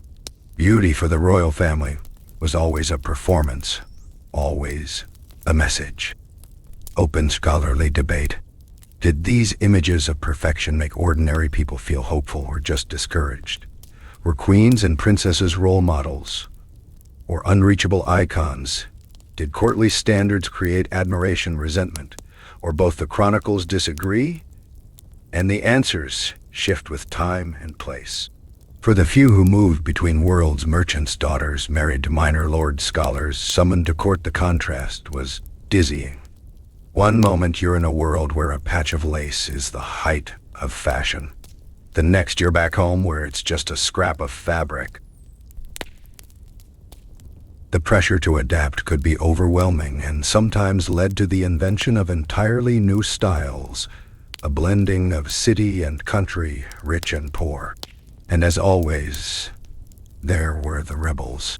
Now and then, a prince refused to cut his hair, or a duchess appeared at a banquet in plain linen, shocking the court. Some royals even mocked the standards, dressing in disguise, playing practical jokes, or turning a trend upside down just to see who would follow. Sometimes the greatest beauty was in breaking the rules, not obeying them. You meanwhile wander through the palace of dreams, watching the flicker of torchlight on jewel-bright fabrics and listening to the soft whisper of silk. Tomorrow, you'll wake up to your own reflection, maybe a little less royal, but just as real.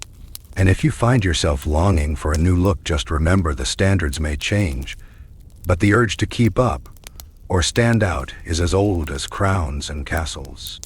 You stir imagining the dazzling court receding into the distance, its glamour lingering like the trace of a perfume. But medieval beauty was never just a matter of smooth skin, polished shoes, or royal fashions. It often came down to the quirks and oddities of the body itself. The stories people told, the charms they whispered, and the superstitions they harbored all gave rise to a wild catalog of physical features, considered beautiful, lucky, or sometimes deeply suspect. Tonight you find yourself squinting at your own reflection, wondering, would your traits have been a blessing or a curse in the idle now? Ages, are you the lucky owner of a dimpled chin or a single dramatic eyebrow in this world? The line between beauty and peculiarity is as thin as a single lock of hair. Mainstream historical fact. Medieval sources brim with comments on physical quirks, both celebrated and feared.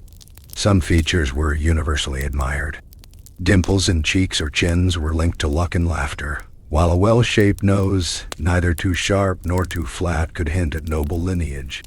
Yet others, like freckles, moles, or birthmarks, drew suspicion, rumored to be the witch's mark, or a sign of sin.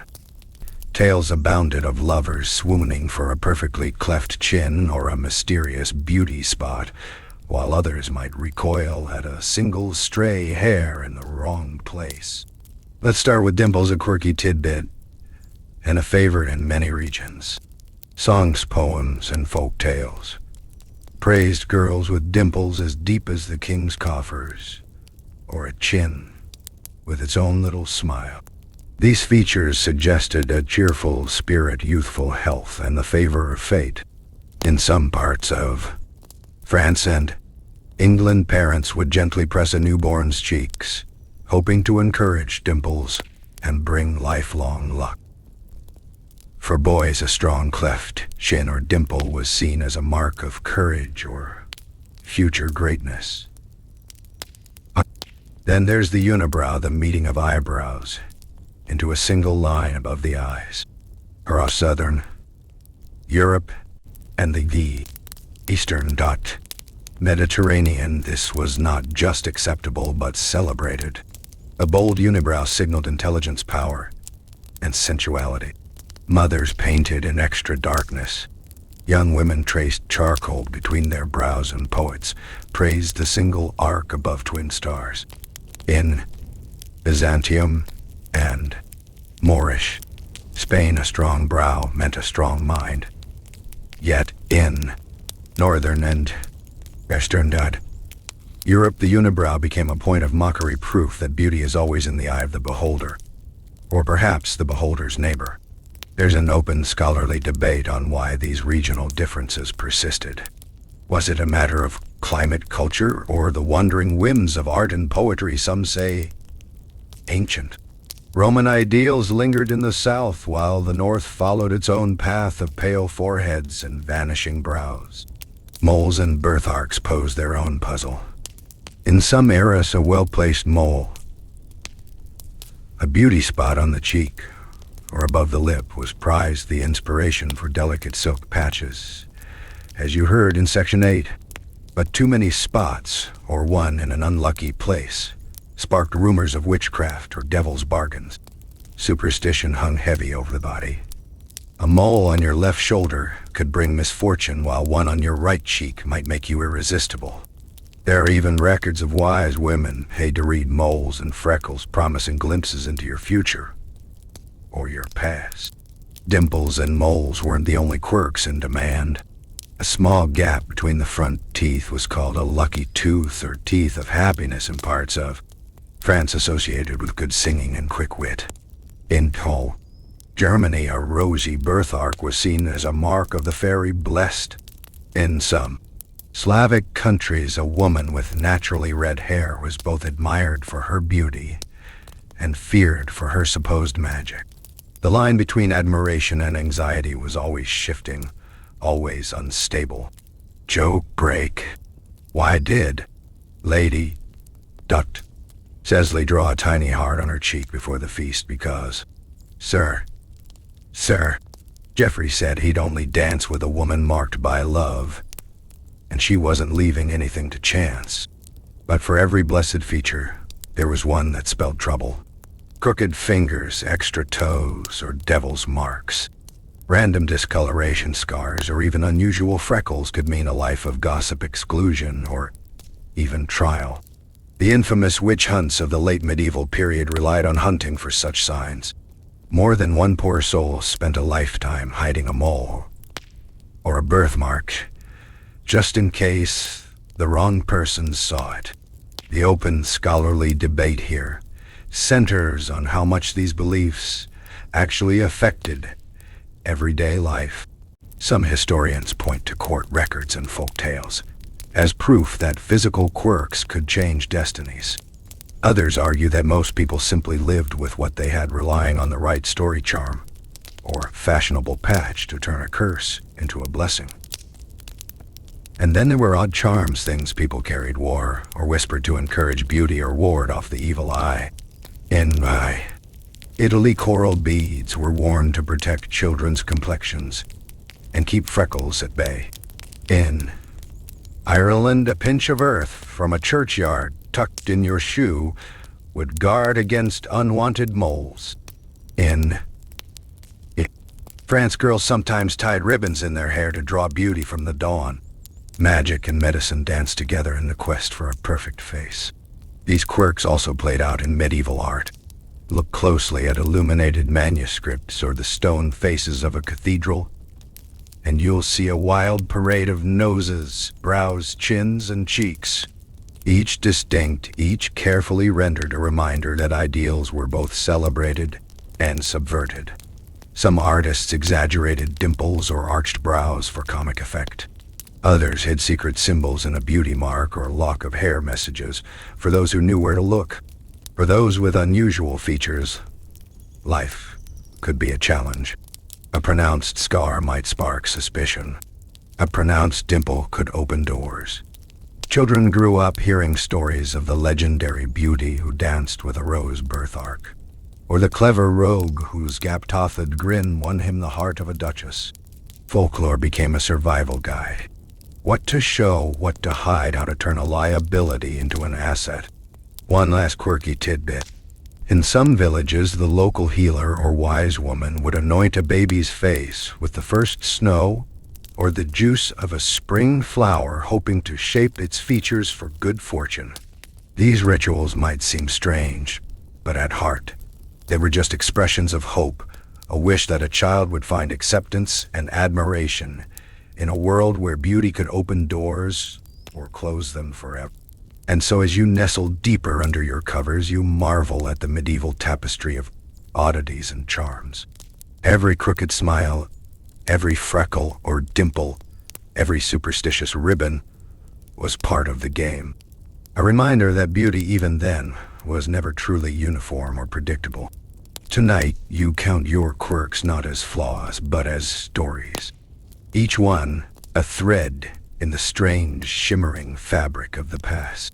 You settle deeper beneath your blanket, imagining a world thick with candles, prayers, and if we're honest, some very questionable smells. Because in medieval times, beauty wasn't just what you saw. It was what you sensed. The nose as much as the eyes ruled the game. Tonight you're drifting through perfumed courts and smoky village huts, unraveling the strange story of scents, bathing taboos, and the curious art of smelling beautiful. Mainstream historical fact. The medieval world was far more fragrant and sometimes far more pungent than we might imagine. Aromatic herbs and perfumes were everywhere in the upper echelons of society.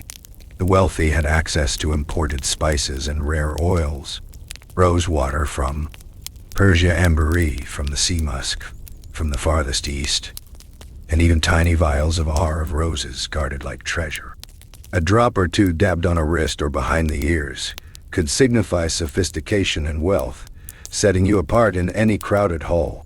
Yet for most people, true cleanliness was elusive. Regular bathing was often discouraged, particularly in the Sora, Chile Dera. North, out of fear it would let evil humors seep into the body. Public bathhouse flourished in some cities for centuries, places of pleasure, business, even intrigue, but fell under suspicion during epidemics, eventually closing down or being condemned by religious authorities as dens of vice.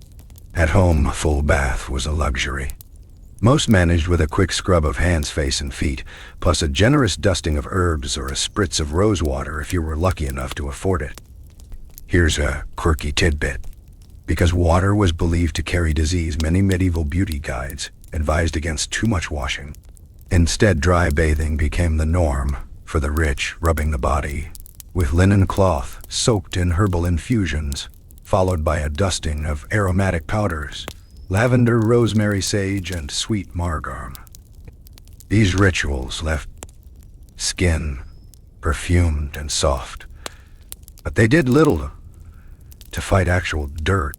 The result, the clean at court were sometimes less clean than their peasant counterparts, who at least bathed in rivers when the weather allowed. For women, fragrance was a form of armor. A well-scented lady could float through a hall, her presence marked by whispers. Did you smell Lady Dot?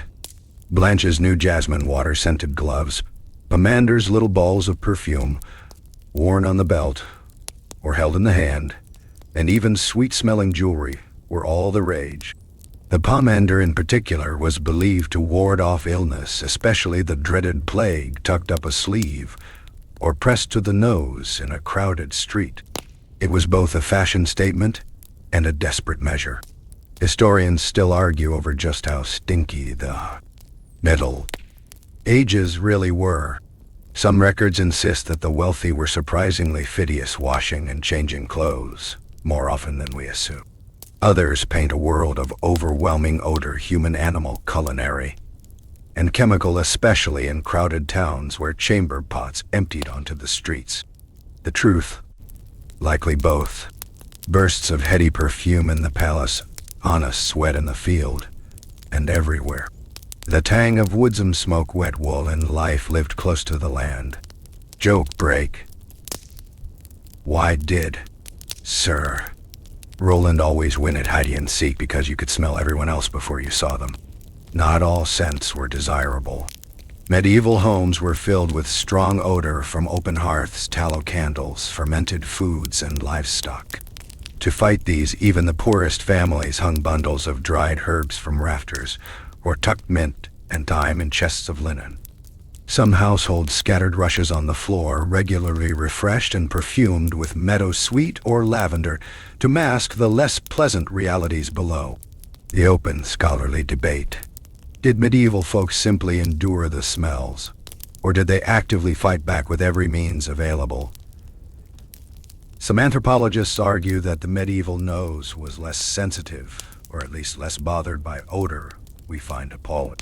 Others counter that the records of perfume recipes and scented linen prove a universal human desire to mask and modify the world through fragrance. For men, the art of scent was just as fraught.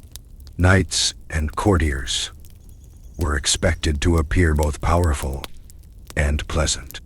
A bad-smelling man might be accused of laziness, drunkenness, or worst of all, poor breeding. Some noblemen carried scented handkerchiefs or wore sachets of herbs in their doublets. It was said that Richard the Lion-Dutch heart could be tracked across his campsites by the trail of rosewater left behind. Perhaps more legend than fact, but a legend with its own kind of truth. Peasants, meanwhile, had to make do with what grew nearby. A country girl might wash her hair with rosemary or rub her arms with crushed mint before the harvest festival. Old wives taught their daughters the secrets of wildflowers, how to steep elderflowers for a quick rinse, or carry a sprig of pennyroyal in a bodice for protection and pleasantness. Some rural traditions praise the scent of fresh earth and hay as honest and healthy, a badge of a good day's work. The church had its own relationship with scent. Incense, frankincense, and myrrh transformed cathedrals into realms of the sacred. Their fragrance meant to call the mind heavenward. Monasteries became centers for the study and cultivation of medicinal herbs, with gardens devoted to every known scent, soothing, cleansing, or purely decorative. There's another quirky tidbit. Some medieval beauty guides encouraged eating fragrant herbs to sweeten the blood, and by extension, the body's natural scent. Dishes flavored with sage, marjoram, or parsley weren't just for taste. They were believed to make breath sweat and even dreams more beautiful. Garlic, on the other hand, was best avoided if you hoped for a kiss at the fair. Wow. Odor also had meanings. The sharp, acrid tang of vinegar marked a healer's home. The sweet musk of amber signaled the arrival of a wealthy visitor. A whiff of smoke and spice on a man's cloak might announce his return from distant land, or just his success in bartering at the local market. Beauty was not only what people saw, but what lingered after they'd gone. In towns, enterprising merchants sold tiny sweet bags to be hung around the neck, tucked into purses, or slipped between bed linens. Recipes for these bags, equal parts perfume and pest control, survive in medieval cookbooks and medical texts. During times of plague or pestilence, doctors wore beaked masks stuffed with herbs and spices, convinced that sweet scents would block the bad air of disease. Another joke. What did the medieval lady say to the overzealous perfumer? If I wanted to smell like a spice market, I'd just move in with your mother. Even the act of sleeping was scented. Pillows were stuffed with lavender bedsheets sprinkled with rose water, and lovers exchanged gifts of scented hair ribbons. In some places, it was customary to burn juniper branches in the hearth before bedtime, filling the air with a comforting smoky perfume, thought to bring good dreams and ward off illness. Still, not all medieval advice was sound. Some texts warned against fragrant baths, which were believed to inflame passions and lead to sin. Others insisted that a faint muskiness was a sign of natural health, not something to be scrubbed away.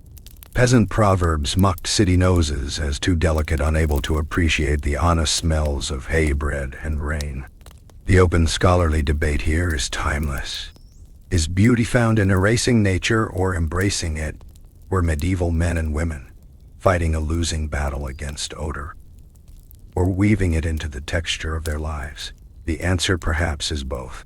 A world where rose petals and woodsome smoke mingle, where beauty is as much about memory and sensation as about anything you can see.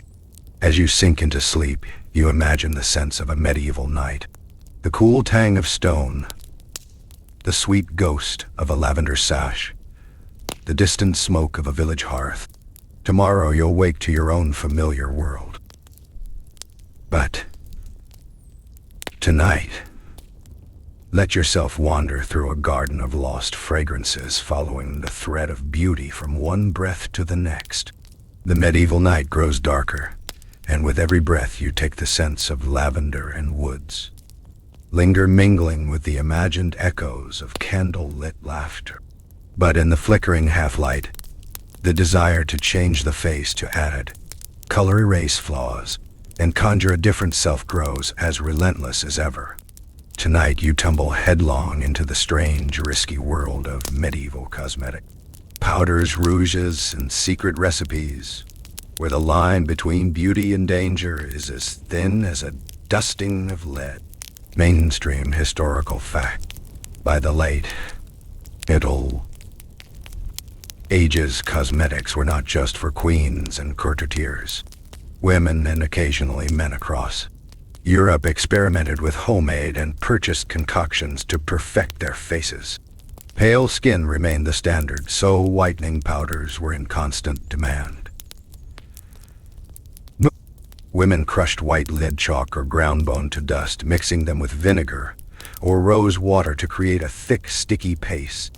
The result, a porcelain mask that might look divine by candlelight, but which slowly poisoned the wearer day by day. That's the first uncomfortable truth. The most effective cosmetics were, by modern standards, highly toxic. Lead, mercury, and arsenic appeared in recipes everywhere, blended with egg white for smoothing with vinegar to strip oils, or with honey to set a finish. Early physicians warned of rashes, trembling hands, and melting skin. But the pressure for beauty was relentless. You might have known deep down that your morning routine was dangerous, but the lure of flawless skin was hard to resist. Quirky tidbit. Medieval makeup wasn't just about the skin. Some fashionistas mixed soot or lamp black with animal fat to darken their eyelashes and brows. An early mascara applied with sticks or tiny brushes. Red ochre or ground cochial beetles provided color for the cheeks and lips, while a dab of honey kept rouge in place. There's even evidence of women rubbing cut beets or mulberries onto their cheeks for a natural flush. Imagine facing the day with your lips stained or bright as a berry, hoping the effect would last through feasts, dances, or long hours at market. But there were subtler tricks, too. To create the illusion of higher cheekbones, some women applied a faint shadow of gray or blue powder under the eyes or along the jaw. Centuries before contouring would become a modern craze. Want a sparkle in your eye? A dab of egg white on the eyelids promised a glossy shine, while a sprinkle of ground pearls made the skin gleam like the moon. For lips, red was the rage. Recipes survive for crimson salves, made of madder root alkanet, or even sheep's blood thickened with wax or tallow. The older the color, the better. And yet in some regions, especially among the pious, too much makeup was seen as sinful, the mark of vanity, or even witchcraft. There was a constant tension. Look beautiful, but not too beautiful. Stand out, but only in the right way. Historians still argue about how widely makeup was used among the lower classes. Some sources insist that peasants shunned cosmetics as a sign of idleness or loose morals, while others point to records of rural women tinting their cheeks with berry juice or lightening their skin with flour on festival days. Open scholarly debate continues. Was makeup a symbol of liberation, or submission, rebellion, or conformity? Was it truly widespread, or mostly confined to court and city? Of course, not every ingredient was dangerous. Medieval women and men loved rose water for its gentle scent and mild cleansing properties. Almond oil, beeswax, and honey could soften skin, and herbal rinses soothed irritations. If you were lucky, your local apothecary or wise woman knew which recipes would help and which were best left to the bravest or most desperate of beauty seekers. But some sort out the strangest recipes, convinced that magic alchemy or the blessing of a saint could transform them. Manuscripts record instructions for celestial water, a blend of dew collected before sunrise mixed with herbs and a whispered prayer. Others swore by frog spawn ointment for banishing freckles, or by a pus of mashed snails to erase wrinkles. Beauty in the medieval world hovered always at the edge of the miraculous and the absurd. Let's break for a joke. Why did Lady Joan stopped wearing her favorite rouge? Because every time it rained, she left red streaks down her cheeks and a trail of confused suitors. Cosmetics could also be a weapon. Rival ladies competed in the art of subtle alteration, using powders and pastes to outshine one another at feasts and festivals. There are stories of a noble woman mixing lamp black into her rival's face, cream ensuring a disastrous result before the king's banquet. Rumors flew through courts who was faking beauty, who relied on devil's dust, whose glowing complexion was a little too good to be true. Yet makeup could also be empowering. For a woman with a birthmark, a scar, or simply the wrong color of cheeks, cosmetics offered a measure of control. Some saw the face as a canvas, a space to play with color, shadow, and light. A clever application might hide the signs of illness, fatigue, or heartbreak, or send a secret signal. A scarlet lip or a bold brow meant only for a chosen admirer. But it was risky. Beyond the slow creeping dangers of lead and mercury, there was the threat of exposure. Priests and preachers railed against vanity. Jealous rivals might whisper that your beauty was a lie. The line between art and deceit was always blurred. Some married women painted their faces in secret, scrubbing off every trace before their husbands returned home. Open scholarly debate. Did men secretly admire the artifice? Or did they truly prefer natural beauty? Letters and poems from the period suggest both. A fascination with the mysterious power of painted faces, and a longing for the simplicity, or at least the imagined simplicity, of unadorned skin. Men too dabbled in cosmetics, though more discreetly. A touch of powder to mask redness, a smear of scented wax on the mustache, or even a little color on the lips for feasts or courtly plays. These were not unheard of. Knights competing in tournaments sometimes dusted their armor and faces with gold powder, hoping to catch a lady's eye. The pursuit of beauty was, after all, universal. One last quirky tidbit. In some cities, cosmetic guilds sprang up. Early associations of perfumers, apothecaries, and beauty experts who competed for the business of the rich and powerful. Recipes were fiercely guarded secrets passed down through generations or sold for fortunes. The rivalry between these guilds was legendary, with accusations of sabotage, theft, and even attempted poisoning. Beauty, it seemed, could be a dangerous trade. So you lie there, eyes closed, picturing a world of flickering mirrors and secret jars, where every face was both mask and message. In the medieval night, the wish for beauty was both hope and hazard. A powder-dusted tightrope walk between admiration and danger, innovation and disaster. As sleep pulls you further under you, smile, relieved perhaps that your own makeup routine is a little less lethal. But part of you wonders at the courage, creativity, and sheer audacity of the men and women who risked everything for the hope of being, if only for an evening, impossibly beautiful.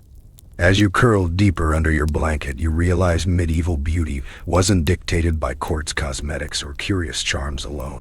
It was shaped just as fiercely by the church. Tonight, you slip into a world where faith and appearance are so closely intertwined that even your reflection seems to whisper, "Are you pious enough to be pretty?" Welcome to the shadowy crossroads of holiness. Guilt and the impossible standards of beauty, set not by artists or royals, but by priests and saints. Mainstream historical fact. Throughout the wide, Middle Ages, Christianity especially is interpreted by the Catholic Church profoundly influenced attitudes toward the body. Physical beauty was a double-edged sword. On one hand, it was seen as a reflection of God's grace, proof that the soul was well-ordered and favored by heaven. Medieval sermons and treatises are littered with the language of radiance, purity, and the beauty of holiness. On the other, the church taught that pride in one's looks was a dangerous temptation. Vanity, after all, was a sin. In extreme forms, it was linked to the devil and the fall of man. So you awaken in a world of contradiction. In church, illuminated saints glow with perfect pale faces, unblemished and serene, while outside preachers thunder against the painted cheeks and plucked brows of fashionable women. The result, an endless, exhausting push and pull, striving for beauty, then apologizing for it, then striving again. In art and hagiography, saints are often depicted as ethereal white skin, golden hair, and placid expressions. The Virgin Mary sets the ultimate ideal, a face as calm as moonlight, a body untainted by labor or sin. Paintings, fresco, and stained glass all reinforce this. Holy equals spotless, gentle, eternally young. For women especially, the pressure is relentless. Your body is not really yours. It's a vessel to be presented to. God judged for its purity as much as for its beauty. Quirky tidbit. Many convents had their own beauty rituals, not for vanity, but to imitate saintly perfection. Young nuns would rinse their faces with rose water and lemon, or wear fresh herbs behind their ears to keep the mind uplifted. There are records of abbesses gently scolding novices for appearing too pale or too tired, reminding them that cheerfulness and a glowing face inspire devotion in others. Yet, the church's relationship with beauty was never straightforward. Open scholarly debate continues over whether the clergy genuinely feared women's allure or simply used it as a means of control. Some scholars see the condemnation of vanity as a way to keep social order intact, channeling women's energy away from self-expression and toward piety, humility, and service. Others argue that the church was at times remarkably tolerant, allowing certain holy forms of adornment, and even praising natural beauty as a gift.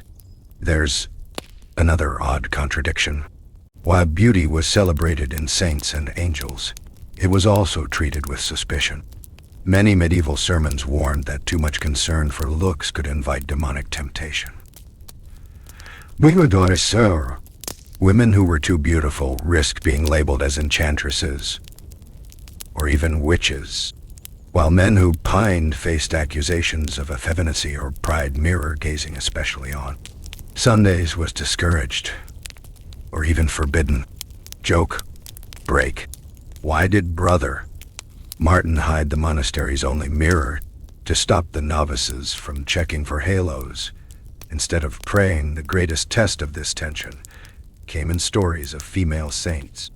Legends are full of women who were famed for their beauty, yet shunned it as a snare. Saint Agnes, Saint Cecilia, and Saint Clare are described as radiant, but they veil their faces, cut their hair, and reject all worldly adornment. Some legends even tell of saints whose beauty provoked unwanted attention or violence, only to be miraculously transformed. Faces turning stony hair, falling away, bodies covered in sores. Holiness in these tales becomes the ultimate disguise. And then there are the mortifications, the self-imposed uglyings undertaken by especially devout women. Some saints rubbed their faces with ashes, wore coarse hair shirts under their gowns, or wounded themselves to escape marriage or the gaze of suitors. Their goal was not simply to avoid sin, but to claim a different kind of beauty, the radiance of suffering, the mark of martyrdom. For ordinary women, these stories offered both comfort and confusion. Was it right to care about your looks? Or was it a trap? Could you braid your hair for a feast? Or did you risk your soul by delighting in color and style? Folk traditions tried to find a middle path, blessing a ribbon with holy water, wearing a cross-shaped pendant as both adornment and protection, praying that a new dress would not turn the heart toward pride. The men weren't immune either. Monks and priests cultivated their own aesthetic look. Shaved heads, plain habits, bare feet. Yet saints' lives often emphasized their gentle countenances or sweet voices. Even the bearded anchorites who lived alone in the wilds were described as shying with the inner beauty of grace. The open scholarly debate persists. Did they offer a haven for those who felt alienated from secular standards, or did they simply replace one set of impossibilities with another? Was the obsession with spiritual beauty a genuine comfort? Medieval churchgoers sometimes carried small mirrors engraved with prayers or saintly images in an attempt to blend vanity and piety in a single object. There's even a record of a bishop scolding a congregation for spending more time polishing these holy mirrors than their own souls. The liturgical year became a calendar of changing standards. During Lent and Advent, simplicity and sobriety were required. No makeup, jewelry, or elaborate hair. Easter and Christmas, by contrast, allowed for a return to color, ornament, and feasting if done in the right spirit. There are charming tales of village girls hurrying to church and flower crowns on Easter morning, hoping to honor both God and the season's beauty. Not all clergy were severe. Some local priests turned a blind eye to the latest hair ribbon or kohl-lined eye, recognizing that a bit of adornment brought joy to the weary. Others became infamous for their own love of finery, embroidered stalls, jeweled crosses, or silk-lined robes. The contradiction was everywhere. Beauty was both a threat and a blessing, a sin and a sacrament. You close your eyes hearing the distant echo of bells and the soft murmur of evening prayer. In the medieval world, to be beautiful was to walk a narrow ridge between pride and piety, desire and discipline. Every act of self-care Every new gown or dab of rose water was weighed against the fear of falling. Yet for all its warnings and prohibitions, the church never truly banished the hope for beauty. It simply gave it new meanings, new stories, new rituals. As you drift towards sleep, you find comfort in the knowledge that people of every age have wrestled with these questions. Am I enough? Am I too much? Is it wrong to wish for admiration? Or right to seek out grace? The answers shift, but the longing stays. In the silence, you offer your own quiet prayer for a beauty that doesn't have to hurt, for peace with the body you call home. You turn in your sleep, carried onward by the soft echoes of church bells and the afterglow of candlelit prayers. But tonight's journey isn't finished. Not until you've wandered the wildest, most enchanted places where medieval beauty took root. The world of legends, myths, and fairy tales. For every law and sermon, there was a story spun by firelight, whispered in secret, etched in illuminated margins, about faces and bodies so impossibly perfect they could never quite exist in the waking world. Mainstream historical fact. Medieval. God. Europe was a world shaped by stories as much as by sermons or royal proclamation. The beautiful in these tales were the princesses, knights, fae, or saints set ideals so dazzling and remote that real mortals could only dream, envy, or despair. In romance poems, fairy tales, and miracle legends, beauty wasn't just difficult to achieve. It was supernatural, often dangerous, and sometimes even a curse. Imagine you're a child again, huddled beside your grandmother's knee as she recites the tale of a maiden whose hair spilled down the castle steps like golden water, or a knight whose face shone so bright it blinded the wicked.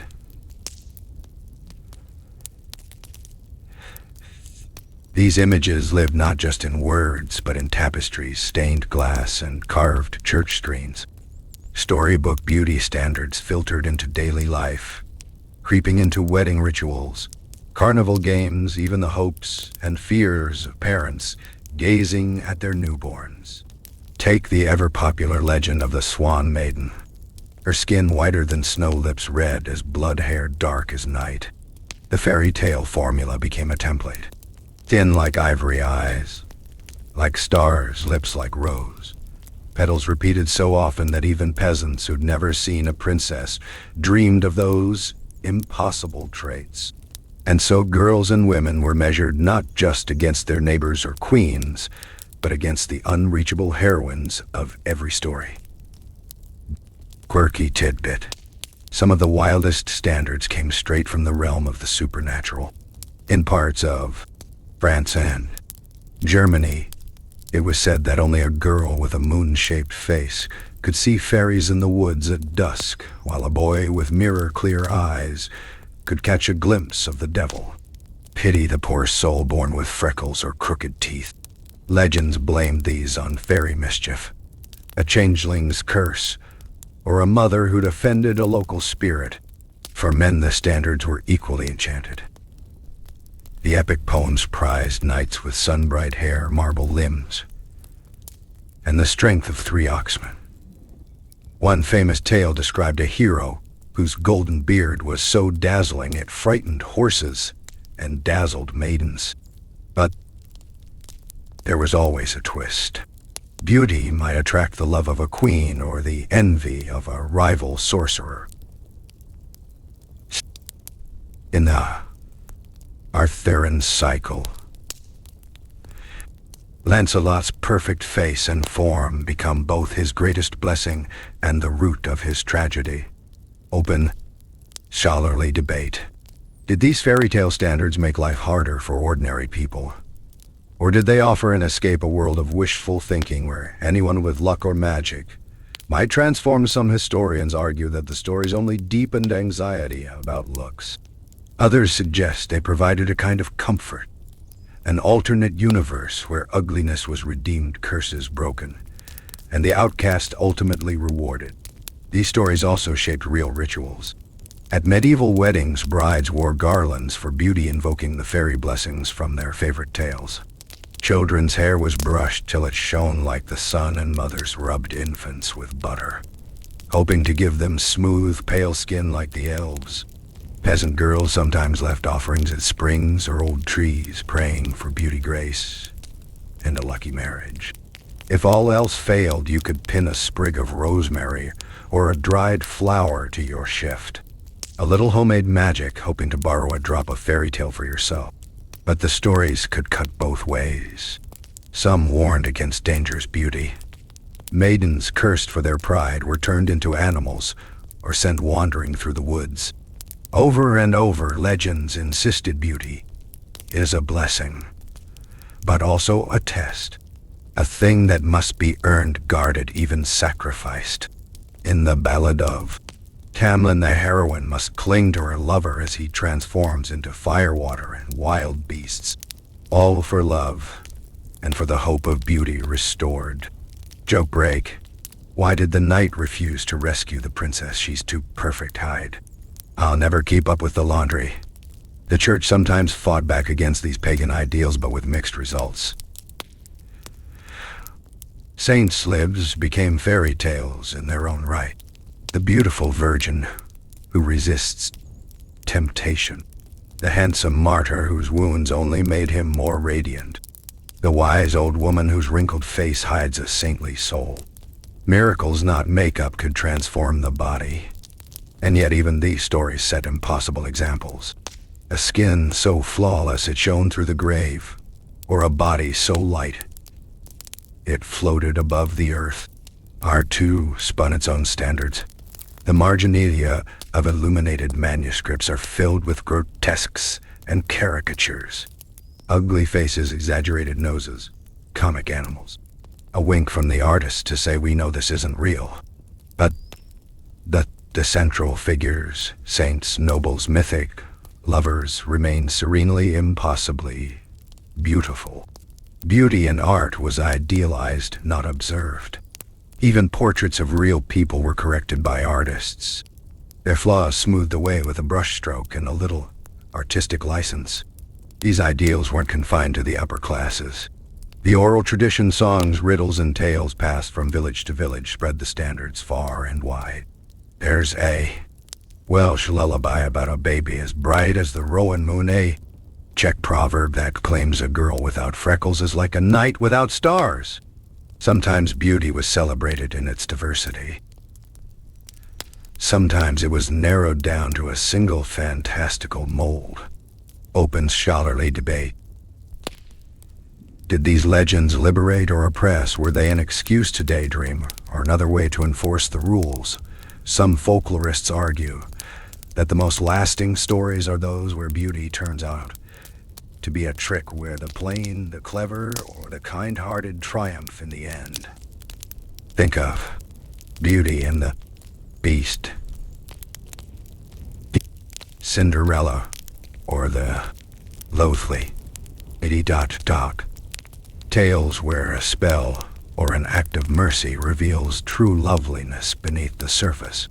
For the outcast, the one whose nose was too big, whose hair too wild, whose skin too brown or scarred. These stories might sting, but they could also give hope. Maybe someday, the girl might whisper, a fairy godmother will find me too.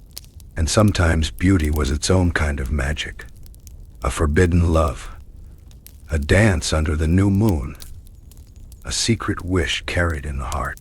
One last quirky tidbit. In some villages, it was believed that if you wanted to grow beautiful, you had to sleep with a book of fairy tales under your pillow, or failing that, with a mirror wrapped in a red ribbon. No one could say if it worked, but it made for sweeter dreams. As you drift toward morning, fairy tales swirl in the darkness.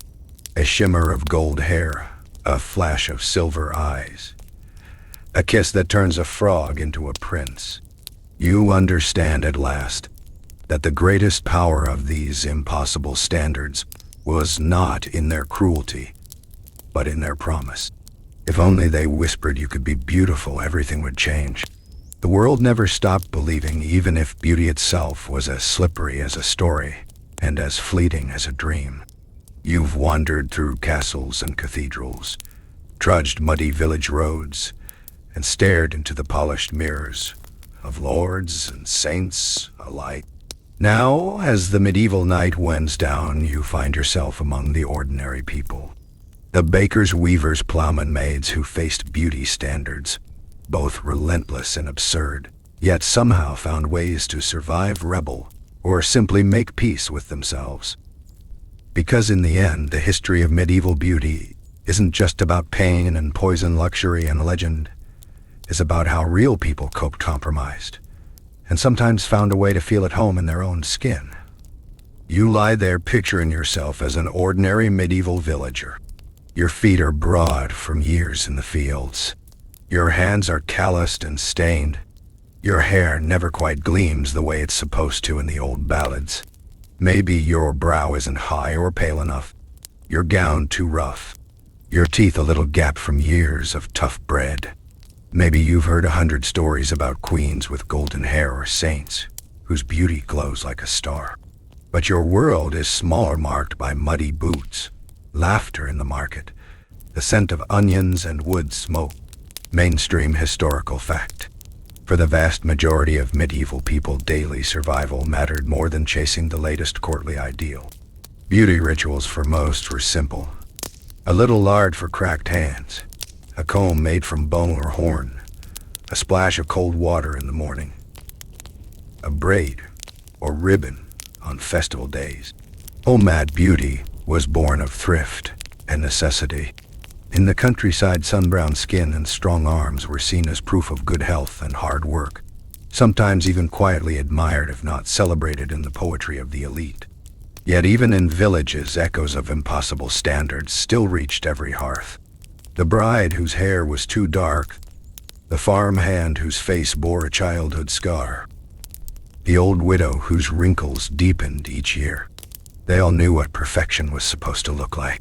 Some tried to chase it, a little flour dabbed on cheeks, for a wedding rosemary rinses before a fair, or a blue thread woven into hair to invoke fairy luck. Others scoffed, laughing at the absurdities of the city or the follies of the rich content to let their quirks and oddities go unpolished. Quirky tidbit. There are folk tales of women hiding their best features, braiding long hair up beneath a cap or muddying their faces before market day to avoid the gaze of greedy lords. In some regions, clever girls painted a beauty mark in a secret spot, so the fairies would know me, but not the neighbors. There were as many ways to defy the rules as to follow them. The open, scholarly debate. How much did these beauty standards actually affect ordinary people? Did the pressure to look a certain way lead to real suffering? Or did most simply ignore what they couldn't achieve? Historians argue both sides. Some see the echoes of court and church everywhere, records of young women lamenting their freckles or mothers worrying over their daughters' pale skin. Others find evidence of quiet resistance. Peasant songs mocking painted faces, folk festivals where the ugliest man was crowned. The king of fools or village healers, teaching that a happy heart is the best rouge. Rebellion took many forms. Some villagers dressed outrageously for carnival, mocking high foreheads and pale faces of the elite with soot masks and wild hair. Young men painted their teeth black for festival days, joking about the rotten luxury of the rich. Others made their own beauty rituals. A field of wild flowers woven into a May-Day crown. A simple woolen dress cut with extra flair. A secret stash of sweet-smelling herbs for a Sunday bath. Yet, there was also resignation, a quiet acceptance that for most true beauty was out of reach. The hard labor of daily life left a little room for fancy powders or imported perfumes. After a day in the fields or the workshop, even the hope for rosy cheeks might fade beneath layers of sweat and dust. But some found solace in community laughter around a fire, songs at harvest, a shared joke about the absurdities of the world's demands. A final joke. Why did the baker's daughter use flour on her face before the festival? She figured if it didn't make her beautiful, at least she'd smell like fresh bread. And who could resist that? Yet, for all their hardships, ordinary people often saw beauty where others saw none. The tilt of a nose, the flash of a crooked grin, the way sunlight caught a loose strand of hair. These became sources of pride, moments of affection, small comforts in a world that asked too much. Parents praised their children's freckles. Lovers traced the lines on a beloved's weathered hands, and elders told stories of the prettiest girl in the village who was also the bravest or the kindest or the best at telling tales. There were even moments of genuine freedom. A day at the fair, stolen swim in the river, a moonlit walk when no one was watching but the owls and stars. In those hours, beauty became something felt, not seen. The warmth of a shared blanket, the taste of ripe fruit, the sound of laughter echoing in the dusk. Open scholarly debate. Did these small rebellions and private joys amount to a real challenge to the age's impossible standards? Or did the constant comparison to queen saints and fairy tale heroines always win out in the end? Maybe the answer lies somewhere in between. A dance of hope and resignation, rebellion and surrender that every generation learns in its own way. Even as new standards arrived, brought by traders, conquerors, wandering minstrels, or the next beautiful stranger in town, the old patterns persisted. Each village, each family, each heart carried its own idea of what was lovely, what was good, what was enough. Some embroidered new meanings onto ancient beliefs. Others quietly let go. And in rare moments, even the impossible seemed possible. The girl with crooked teeth caught the eye of the best dancer at the harvest festival. The scarred soldier was crowned king of the feast. The widow with silver hair taught the village children to make flower crowns for beauty and for joy. The history of medieval beauty is finally a history of longing for belonging, for acceptance, for moments of grace. As the night deepens, you see yourself not as a king or a saint, but as a part of this endless hopeful crowd. You are flawed, unfinished, shaped by the impossible, yet somehow more real because of it. The standards were brutal, yes, but the human heart, curious, stubborn, capable of laughter, was always searching for a new way to define beauty, even in the face of the impossible. You turn over, eyes heavy, and let the village quiet fall around you. There will always be stories of princesses with golden hair, saints with unblemished skin, and queens whose beauty could stop the world. But tonight you remember the weaver's rough hands, the shepherd's sunburnt nose, the laughter rising from a circle of friends. And realize this too is a kind of beauty. Maybe the truest kind of all. Now, let yourself drift. The fire in your imaginary cottage has burned low, its last embers glowing softly in the hearth. Shadows play across the worn stones and simple wood beams, painting gentle shapes on the walls, a reminder of all the faces and stories you've met on this long journey. With each slow breath, you let go of the sharpness of old expectations, the sting of impossible comparisons, the ache of wanting to be something you're not. The world outside your window is quiet now. The fields have settled beneath the stars. The forest hums with the soft music of night creatures, and faraway church bells toll a last slow note. Somewhere a river glimmers under the moon, moving at its own pace, unconcerned with paleness, or finery, or fame. You nestle deeper into your covers, feeling the soft weight of the present, your own breathing, the steady beat of your heart, the simple miracle of resting in safety. All those harsh standards, wild remedies, and longing glances are distant now, faded into story and dream. You remember the kindness in a callous hand, the laughter in a crooked smile, the warmth of belonging that doesn't care about perfect brows or golden hair. Tonight you have nothing to prove. The world is softer, gentler, just for you. Let yourself surrender to rest, floating free from the old burdens, warmed by the quiet beauty that's always lived within you. Close your eyes. You're enough. Sleep well, traveler.